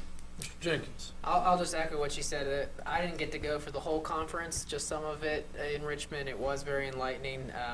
Benjamin was also there from planning, and so it was a good time to put some heads together and talk about some things and get a better understanding of how we can really bring some more life to our historic and business districts, especially downtown as well. So very good. Thank you. Okay, discussion by and actions by mayor and council. Proposed Sunset Cemetery 2022 supplement to the 2014 master plan. Mr. Wingfield, are we working on that? I am working on it, and just give you a little bit of background here. Of course, we got the 2014 cemetery master plan, which details, I guess, improvements to the cemetery, including landscaping, benches. We upgraded the signage, which was one of the recommendations. And of course, it has a proposal for at least 4,000 lots, gravesite lots, and it had 16,000 columbarium and cremain spaces. I interpret that to be 8,000, ash garden spaces and 8,000 columbarium spaces is kind of what I read into that. In order to, update this document, I started actually with a Word document, and basically I got to a point that there's so much math involved, I decided to start a very large spreadsheet for this, and I'm basically calling a pro forma for the cemetery is what I'm doing. Right now it has a 105-year window to it, which is obviously a very long window, and you start to run into inaccuracies when you're looking obviously that far out. But what I'm doing is essentially I'm scheduling the 4,000 grave sites, and that's a conservative number. I still think there's more than 4,000 spaces available. And I'm scheduling only 4,000 of the 8,000 columbarium spaces.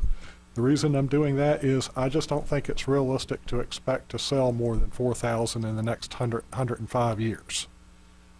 Just kind of realistically, considering the fact that we've already got a columbarium there, and we sell roughly 10 or 12 spaces a year in the columbarium now. So, like I say, I just don't think it'd be realistic to expect to sell 8,000 over the next 100 years.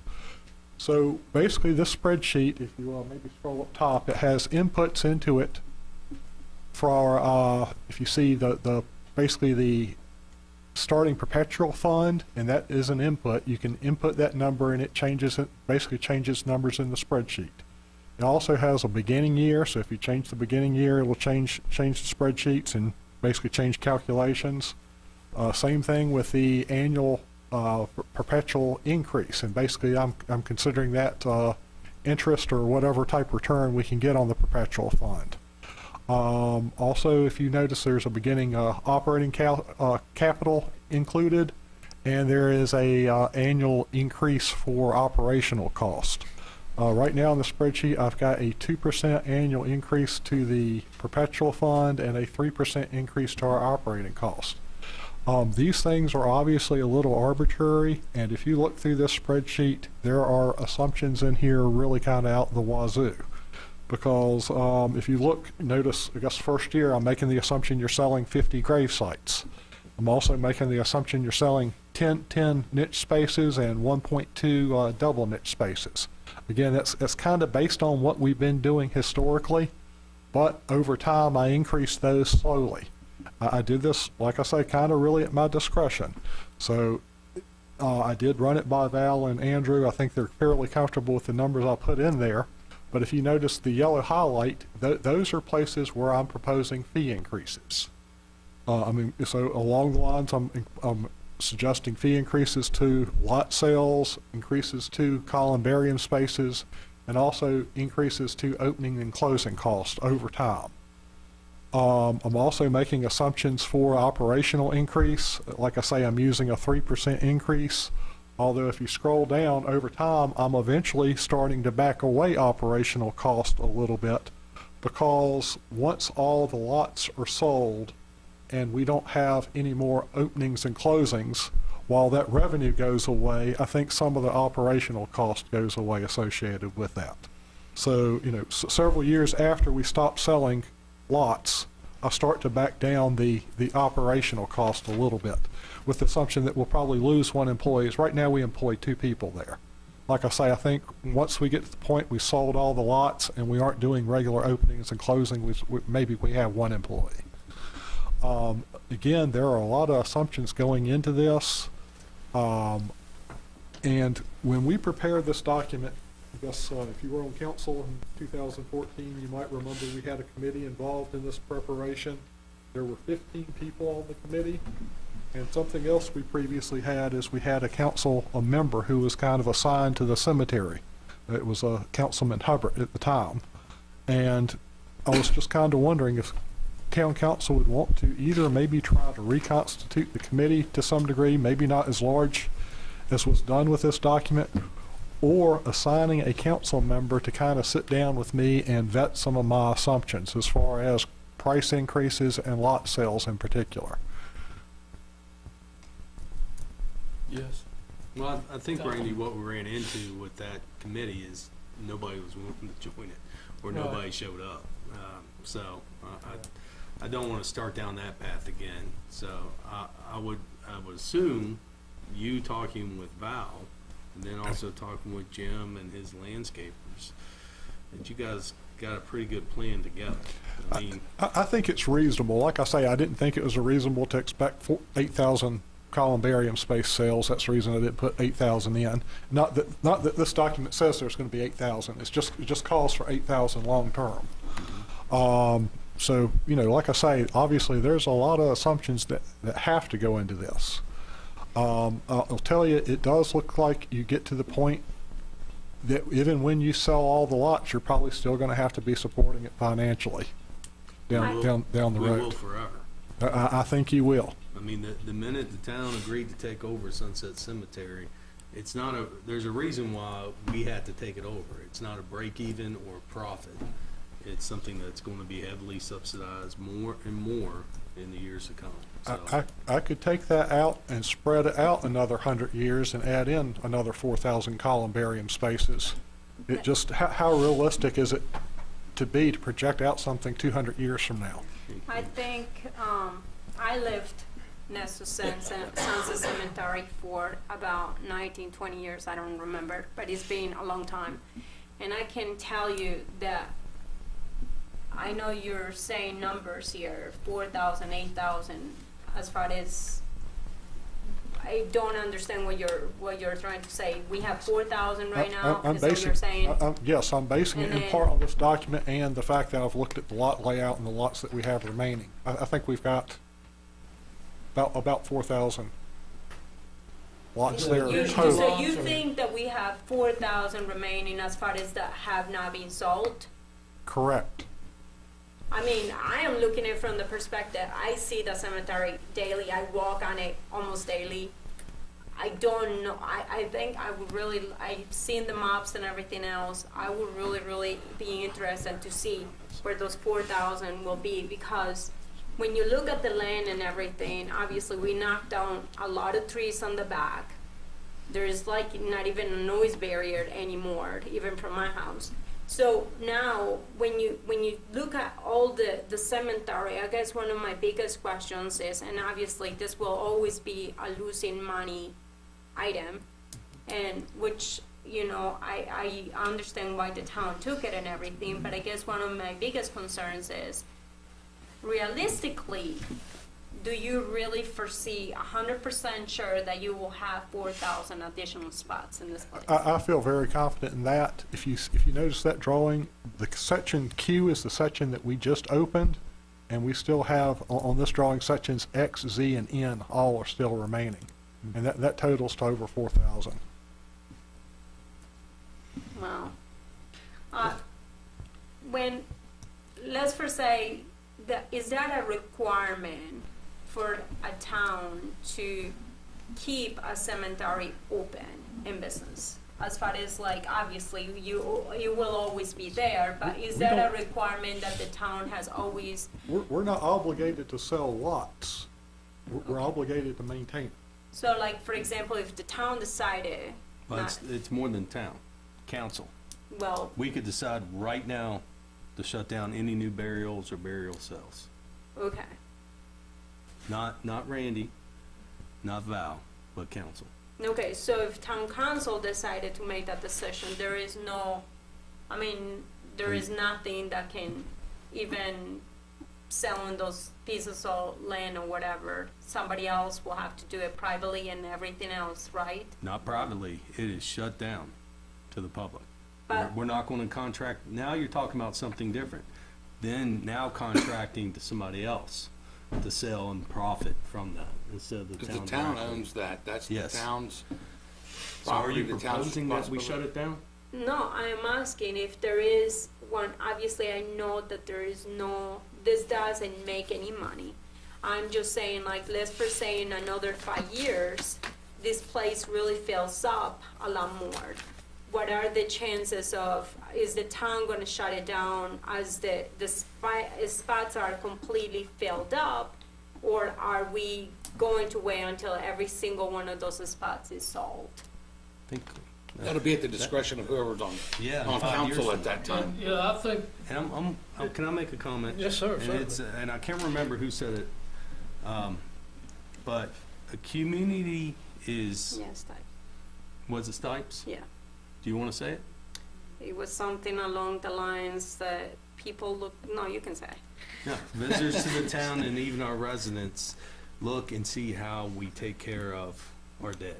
Once the other ones pass. Like Arlington And- Cemetery, you know, Sunset Cemetery. But I think that's what you're talking about is for future councils to decide. Well, I guess mean- my biggest concern is how long is it gonna take for that to happen? Because I have seen That's up the to the cemetery consumer. being filled up really quickly. It's up to I the mean, consumer. If 4,000 people show up Because I know tomorrow, for sure in 100 years, we won't be here. Well, I mean, I don't think the council members that are gonna make that decision, their grandparents have even been born yet, to be quite honest with you, because you're looking at 100 years. Who knows? I think I'm saying about 75 years to sell the 4,000 grave sites, roughly. 75 And that's roughly, yes, and that's roughly based on what we're selling now with a slight increase over time. No. well, we're always going to subsidize it, and we're always going to take care of it. In my opinion, I can't imagine a future council not taking Oh, no, care of it. that's true. A lot of us would turn over in our graves if that happened. In the Sunset Cemetery. Randy, a quick question. Powder blowout of columbariums. A question for you. What do you want to accomplish with the spreadsheet? Are you just trying to figure out what we need to have in that fund to take care of the ongoing maintenance Yes, costs? Councilwoman Hicks brought up the cemetery in relation to the budget and just kind of a long-term concern with the budget, and I just, I guess kind of full disclosure, I want to make you aware, I don't think it will be self-sufficient 100 years from now. I don't. I think we take sales. It's the type of thing, if you, like I say, if you take out the columbarium sales for 200 years and make it 8,000, would it be on paper? Maybe. But then again, you're probably escalating your, you have to need to escalate your operating cost over time too, so. So what decisions do you think this should guide us to make, if any? I think that, I guess if you scroll over to the right, one thing I'm trying to do with this is schedule out capital improvements to the cemetery. Each one of those blue columns over on that right column is a capital item. Say, for example, a columbarium or I guess an internment shelter, for example. Those are some of the things that are suggested by this master plan. And I'm trying to schedule out the constructions of those things, and I've got even a rough estimated cost, even 100 years out for some of those things. When is the next capital improvement? Basically, 3 years out, we'd be looking at another columbarium potentially. And that's In 3 pretty years. reliable? Yes. Sorry. Randy, We is there do anything have the on capital operating in there to be able to cover that when the time comes. Is there anything under the budget as far as like a sidewalk in front of the cemetery? That would be, it wouldn't necessarily, I wouldn't view that as a cemetery expense if you're talking along the street. I'd view that as a town street expense. It's the type of thing that if we were going to pursue sidewalks there, it would be nice to be able to get grants through either revenue sharing. That's the type of thing we typically try to get VDOT grants for street redesign. I can mention it too, possibility of engineering of looking at that. Although if we're going to pursue sidewalks, I guess I'd try to steer anybody to the Bikeway Walkway Committee in order to try to schedule the construction. They kind of guide, I guess, our priorities for Bikeway Walkway, But South sidewalks and Franklin trails. Street, isn't that owned by the town though, that road? It is. All the town streets are owned by the town. So how does the VITA play into this as far as like for them to even provide some? They provide grant funding for us for, really a lot of our projects. And I know, there's- but like for something like that, do you actually, well, you said it, that there will be chances that they may even pay for something like that? It's possible. I guess a couple of the programs that would be possibilities, transportation alternatives It typically is used for trails and sidewalks, and that is 80% VDOT funding and 20% local match. Another program we use a lot is revenue sharing, and that's 50-50. And I would say that that would probably be eligible under either of those. What about the community But there's application process, and you have to basically go through the application process with VDOT. I would encourage Ms. Hicks, if that's someplace you want to see a sidewalk. I think we have a town council. Yeah, Tanya, isn't it? Yeah. I think we have a town council retreat coming up, and that could be one of your items, because it's really up to council. And I'm sure Randy's going to leave it to us for a project, a sidewalk project, extending from the top of South Franklin through the cemetery, but the sidewalk's on the other side. Well, Correct. but here is the thing. A lot of people that walk, because I drive, obviously, I say I live close by, and this is not to benefit me. This is for me to see when it is winter time and it snows on that road. I can tell you the majority of everybody that I know that walks on that area, they typically, for some reason, they always get up on the hill of the cemetery to walk, and there is it's not flat. You have to go up that little hill or whatever, so you always see people trying to climb up that hill to go, because there is no sidewalks. Right. And those are the people that try to make it over the bridge to pass Right, the well, we're South talking about the Franklin Street. cemetery now, so if it's something you see as a capital improvement, I would encourage you pitch it during our retreat to see Okay. if the remainder of council. Can you please put that wants to on do there, that. the agenda for that? Thank you. I think that's fair.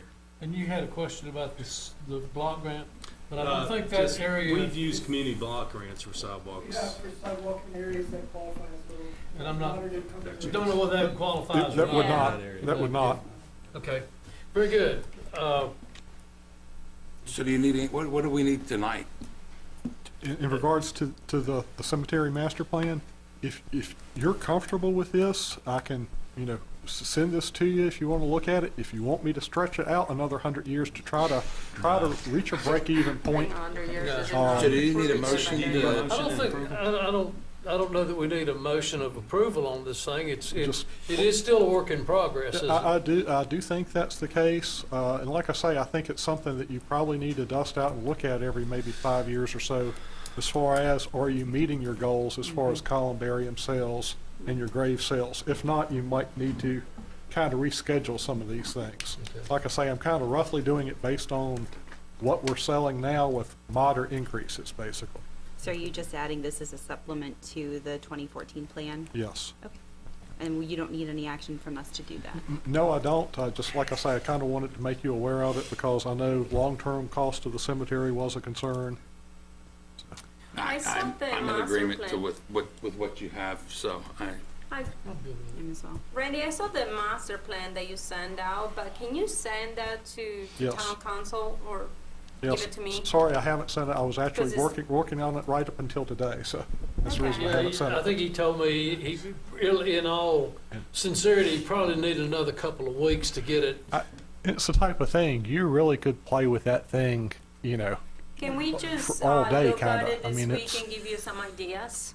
Sure. If we have any like I say, ideas to give you? And that's one thing I'm trying to show you with the That's a long spreadsheet. spreadsheet I on think I'm that. trying to show you my assumptions because, like I say, I think the yellow highlight is where I'm showing a price increase.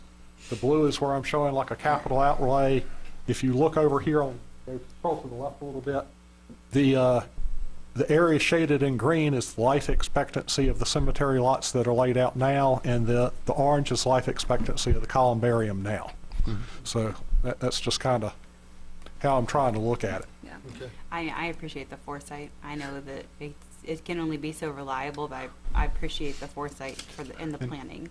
Short term, the next 10, 15 years, it's probably fairly accurate. You go out Okay. 100 years and it's kind of almost anybody's guess. I gave him the option to either do this or get all of his teeth pulled. That's where we are.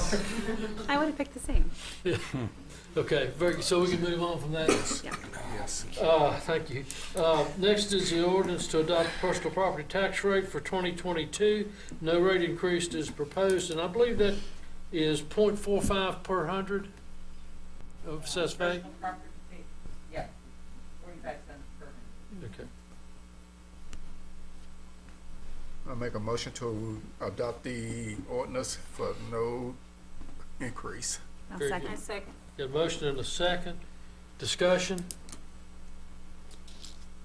Hearing none. Ms. Henline? Yes, sir. Councilman Bishop. Councilwoman Hicks. Aye. Councilwoman Hockett. Aye. Councilman Jenkins. Aye. Councilman Showalter. Aye. Councilman Wilson. Aye. Thank you. Ordinance to adopt real estate tax rate for 2022 I at would like 16 to, cents per hundred, no rate increase proposed. I would like to make a motion that we approve the ordinance to adopt, oh, my, Okay, yeah, that's it, right? right. Adopt real estate tax rate for 2022, no rate increase proposed. Second. Got a motion and a second. Discussions? Madam Clerk? Councilman Bishop. Councilwoman Hicks. Aye. Councilwoman Hockett. Aye. Councilman Jenkins. Aye. Councilman Showalter. Aye. Councilman Wilson. Aye. That is 6-0. We have a resolution to adopt fiscal year 2022-2023 budget. I make a motion that we adopt the resolution for adoption of fiscal year 2022-23 budget. Second. Got a motion and a second. Any discussion? Yeah, I guess the one thing about the budget that I have questioned was about the $68,000 in easements per Hickok Street. Can somebody explain to me? I know that I haven't gotten the contracts or nothing, but I also, for me to request those contracts, it was to find out who the LLCs were to and what was this agreement about. Is this something that Valerie, for the easements and things, were this on the last budget? I don't think they were, right? I'm pretty sure that that's just been carried over.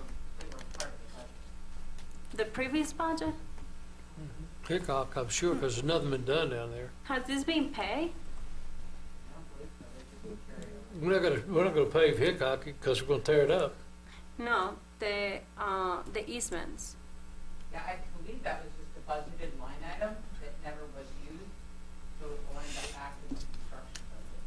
Most of what we needed to do for the easement issues were kind of taken care of as a part of the construction and the drive and So does it mean that they have been paid out or not at all? there hasn't been any easement dollars paid out to any companies. That was just a budgeted line item in the budget when it started, and that line item just has carried over, not been. Because from my understanding, when I saw when I asked, somebody gave me information, was it Randy or Andrew, about like $22,000 for somebody, and then there was like $9,000 for another one or whatever, but there was not a lot. The answers to the number of questions. Yeah. We have a Uh-huh. in our engineering department was able to provide that. We do have a link, and that, it was not able to get out to you before the meeting, but we can send that to you, that has the contracts for our that have either been executed and others. Very good. I've got a couple Henry? questions, if you're done. Yeah, go ahead. Okay. Real quick, College Street, I know we're using stimulus money, or we're proposing to use that, we discussed that. But are we still pursuing matching grants to the state so that if we are awarded those matching grants, we can use that stimulus money elsewhere? When the timeframes come, yes, we will. We're still pursuing. We are at an application deadline yet, but yes, if that's town council's wishes, when we get to the 30% design point and we have the easement acquisition done as instructed by council, I was going to come back to council for direction from that point. So you're already going to come back to us Yes, and I ask will. us if you Yes, I should will. pursue those state And grants. that will be the question. Do you, again, do you pursue the grants or do you go ahead and pursue with ARPA money? Okay. My next one is compassionate billing for the Christiansburg Rescue. We're not using that as operational costs.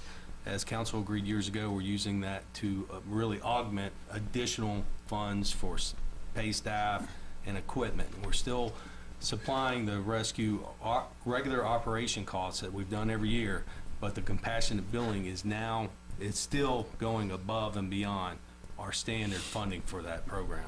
Right, there's still, the rescue has a budget that's out of general funds, Mhm. And that has been maintained throughout, and the revenue recovery fund, for FUMA, supplement everything else. Revenue Capital recovery. acquisition, all the additional personnel, I could pay some for the 911 center? yep, Mhm. both funds pay for that. Okay. So, and Jim, I'm glad Jim mentioned it tonight, with the estimates that we put out there for fuel cost, through the initial budget and this new one we're seeing. Are you both still comfortable with those? It may have to go up.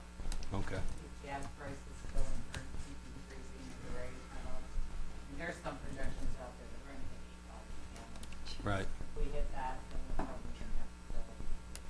We need to amend fuel budgets. Yeah, so that's something we can anticipate coming up. Just one last comment from me. I won't be supporting the budget tonight. I think that we're overextending ourselves in the human resource capital. Everybody at this table were present in December when we gave $2,500 in bonuses up to $3,500. But most of those $2,500 were covered by our general fund. The town has always awarded our employees with a COLA increase or merit. Last year, I think it was around 5% with both, or 2 to 5. 1%. One, but the merit's usually 2 to 3%. So we're looking at the COLA. I do want to award our employees, because I do think they worked hard. They did get a huge bonus for their efforts during COVID around Christmas, but I think that 8%, which is the max that we'll see employees getting when you add this merit in tonight, is a little, to me personally, it's not sustainable. If we reduced the COLA a little bit more and then kept the merit at 2%, you would look at a 5% max, but we're really, with a lot of employees, we're looking at 7 or 8% increase in the pay this year. And I don't think that's conducive with the private part of or the private industry of our town, the commercial businesses. So I'm not going to be supporting the budget tonight. Okay. I can second that. Mr. Bishop? I have nothing. Ms. Hall? Nothing. Mr. Wilson? Mr. Jenkins? No, sir. Madam Clerk? Yes, sir. Councilman Bishop? Councilwoman Hicks? Nay for tonight. I'm sorry? Nay. Nay. No, very good, thank you. Councilwoman Hockett? Aye. Councilman Jenkins? Aye. Councilman Showalter? No. Councilman Wilson? Aye.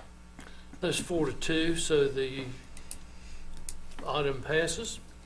Resolution authorizing appropriation regarding the fiscal year 2022-2023 budget. I'll make a motion to approve the resolution to authorize appropriation for the fiscal year 2022 to 2023 budget. I'll second. Got a motion and a second. Discussion? It's the same thing, kind of like what Showalter made a motion before. Okay. Anything else? Madam Clerk? Yes, sir. Councilman Bishop? Councilwoman Hicks? Nay. Councilwoman Hockett? Aye. Councilman Jenkins? Aye. Councilman Showalter? No. Councilman Wilson? Aye. That's 4-2. Thank you very much. Next is the item that I added to the agenda, which is the request from the Daughters of America. I think I gave you all a copy of this, from the Daughters of the American Confederacy.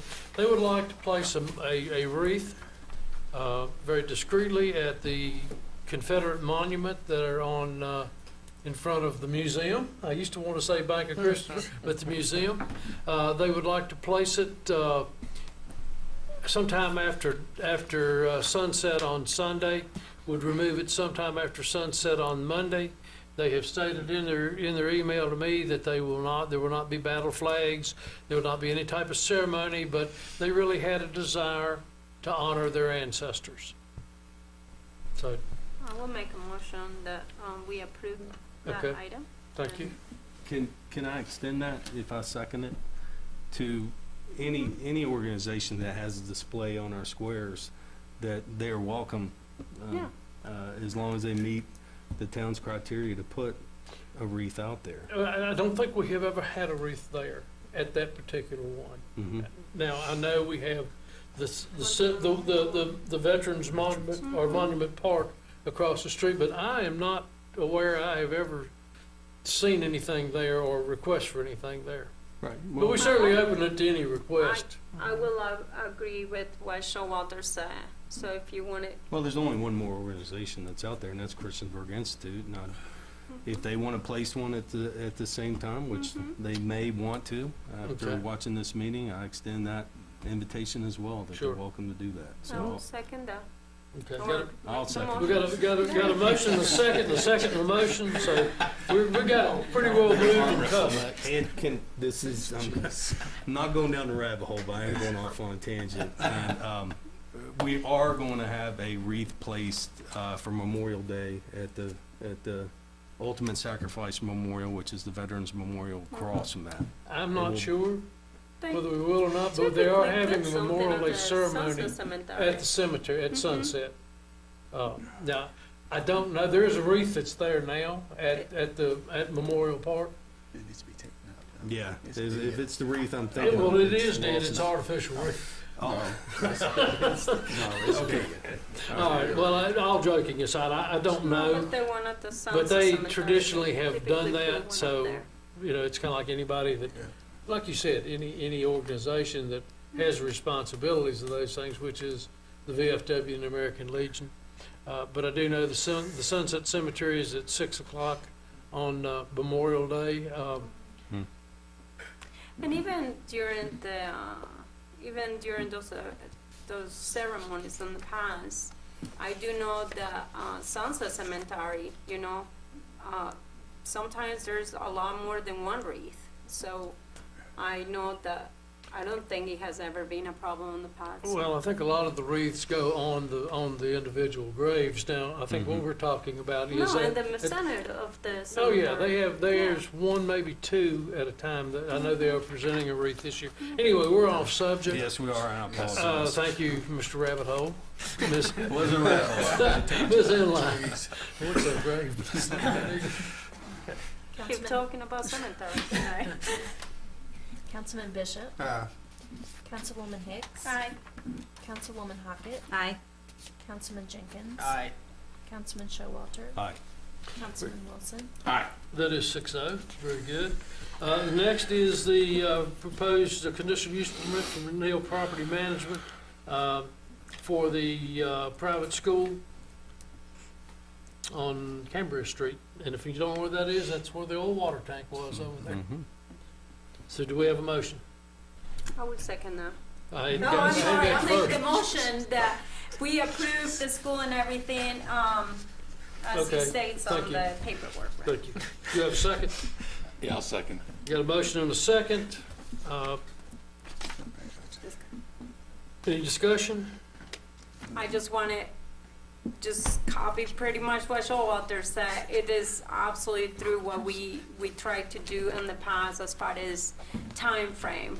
We always wait for those 2 weeks, and we have tried to do that in the past in many occasions. And so this one, It's an exception.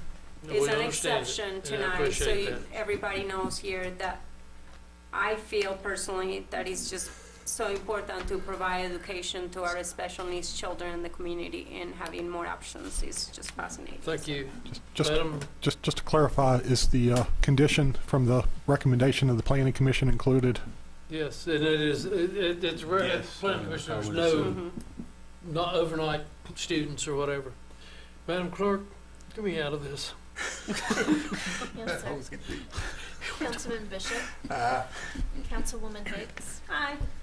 Councilwoman Hockett. Aye. Councilman Jenkins. Aye. Councilman Showalter. Aye. Councilman Wilson. Aye. That is 6-0. Thank you very much. Motion passes. Congratulations. We're not done. I'm just closing the discussion on mayor and council. Staff reports, town manager.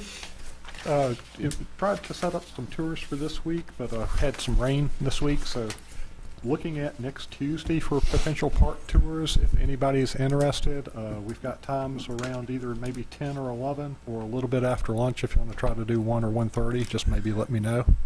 Be glad to take you out.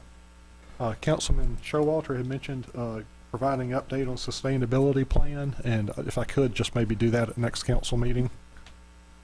In regards to the council retreat dates that I mentioned to you, Kevin Bird is available if you would be available for council retreat. We're looking at possibility of all day on Friday, June 15th, and at night, possibly the following off council meeting Tuesday night. In July, we're looking at possibility, actually it'd be June 21st would be the following council meeting night. In July, we're looking at July 15th as a Friday and potentially July 19th as an off following council Tuesday. Would any of those be good for you? I'll be unavailable in July. Okay. Would the June date, say June 17th and 21st, work for you? Should be available in June. That's my preference as well as June. That's what? Do June the is my June. preference as well. Yeah. Should I try to lock Kevin Bird up for those dates then? Can you repeat the dates again? June It looks 17th? June 17th as kind of the initial all-day meeting, and if we need a follow-up session, we would do it the following Tuesday, June 21st, which is a third Tuesday. That sounds good to me. June 17th looks good to me. Okay. Sam and I are retired, so it don't matter. Speak for yourself. Okay, let's go at that point. Okay. It's on a Friday. June 17th. That's what I'll plan for. Okay. Let you know I plan on setting. And you don't have any more days, you said, besides that day? I did ask Kevin for available dates, and he gave me those 4 dates. And like I say, the 2 all dates were June 17th and July 15th were the 2 all day dates. Okay. Very good.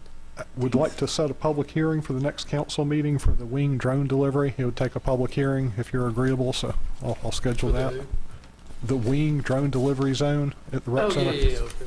It would Yeah, require. talk in that microphone. I got hearing aids, but they're not that good. And I'll just bring up the meeting with the county.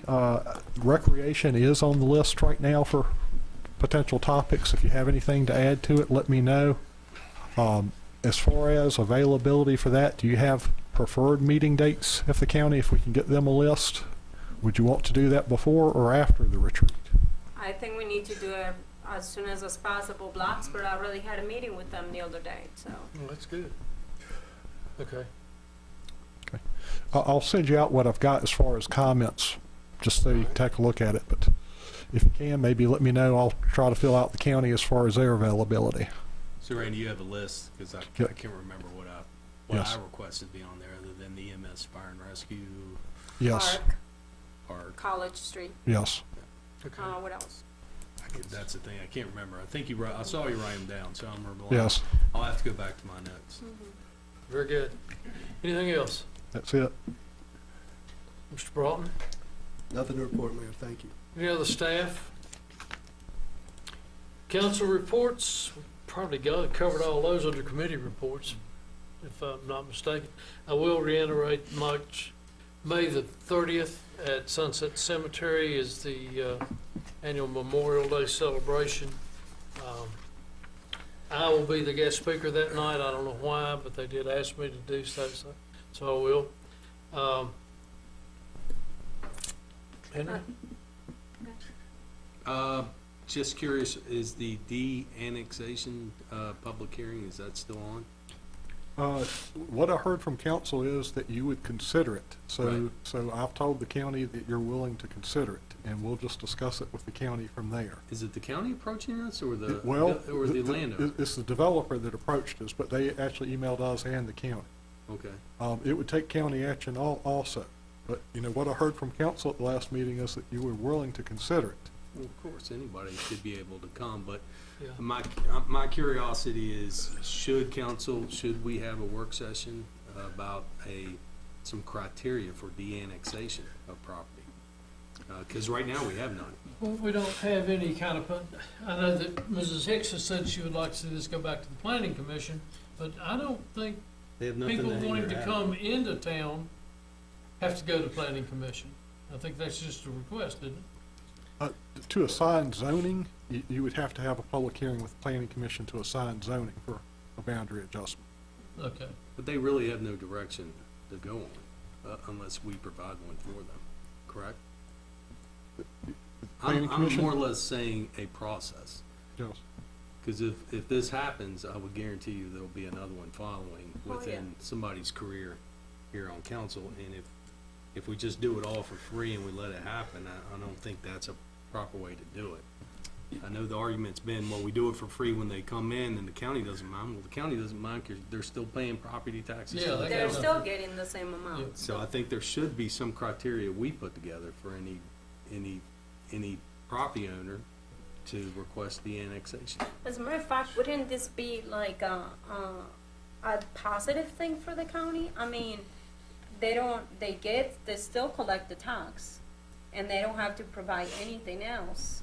So if they don't have to provide, road maintenance and sewer and stormwater facilities, I mean, you're really talking about that.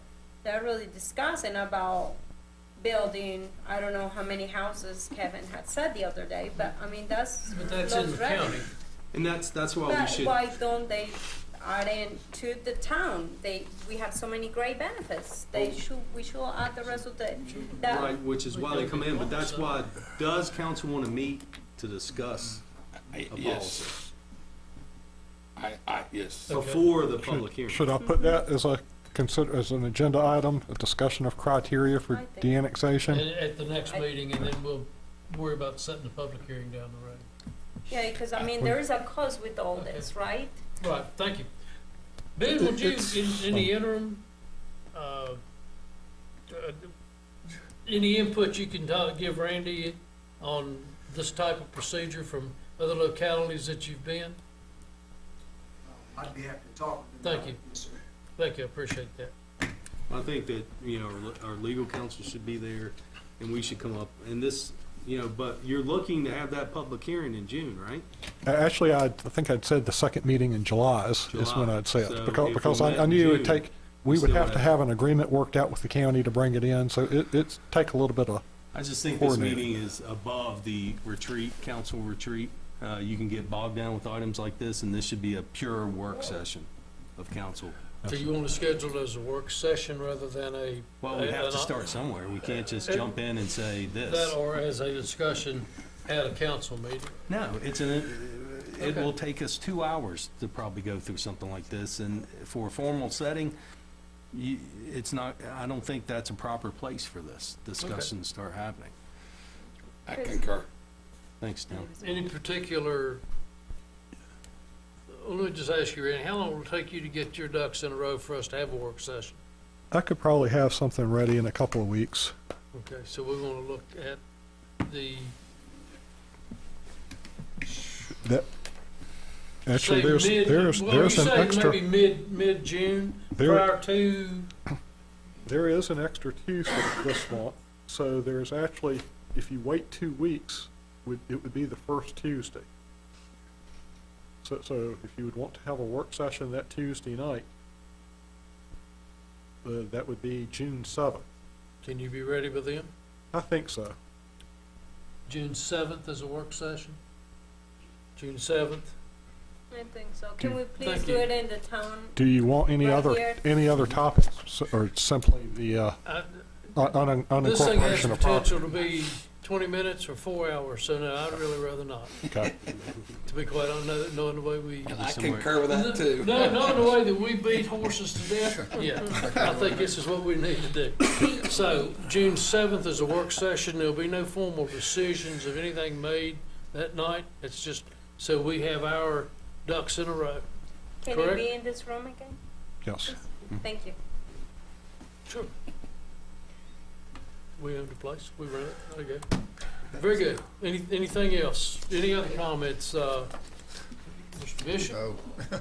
Ms. Hicks? Yeah, with the sustainability thing that Showalter was talking about the other day, do you have solar lighting in there? That would be, already? that's part of it, yes. Okay, please. And then also another thing that I know that I want to mention a lot about, like I was talking about, how great it is that I went to this convention, because it really gives you ideas about how much money you can spend in the downtown and everywhere in Christiansburg. But anyhow, there is like some flower planters that I would love to maybe think about, even not just for downtown, but about that will actually help cut labor costs in half and everything, because just the way they keep watered and everything else, but that would be another discussion.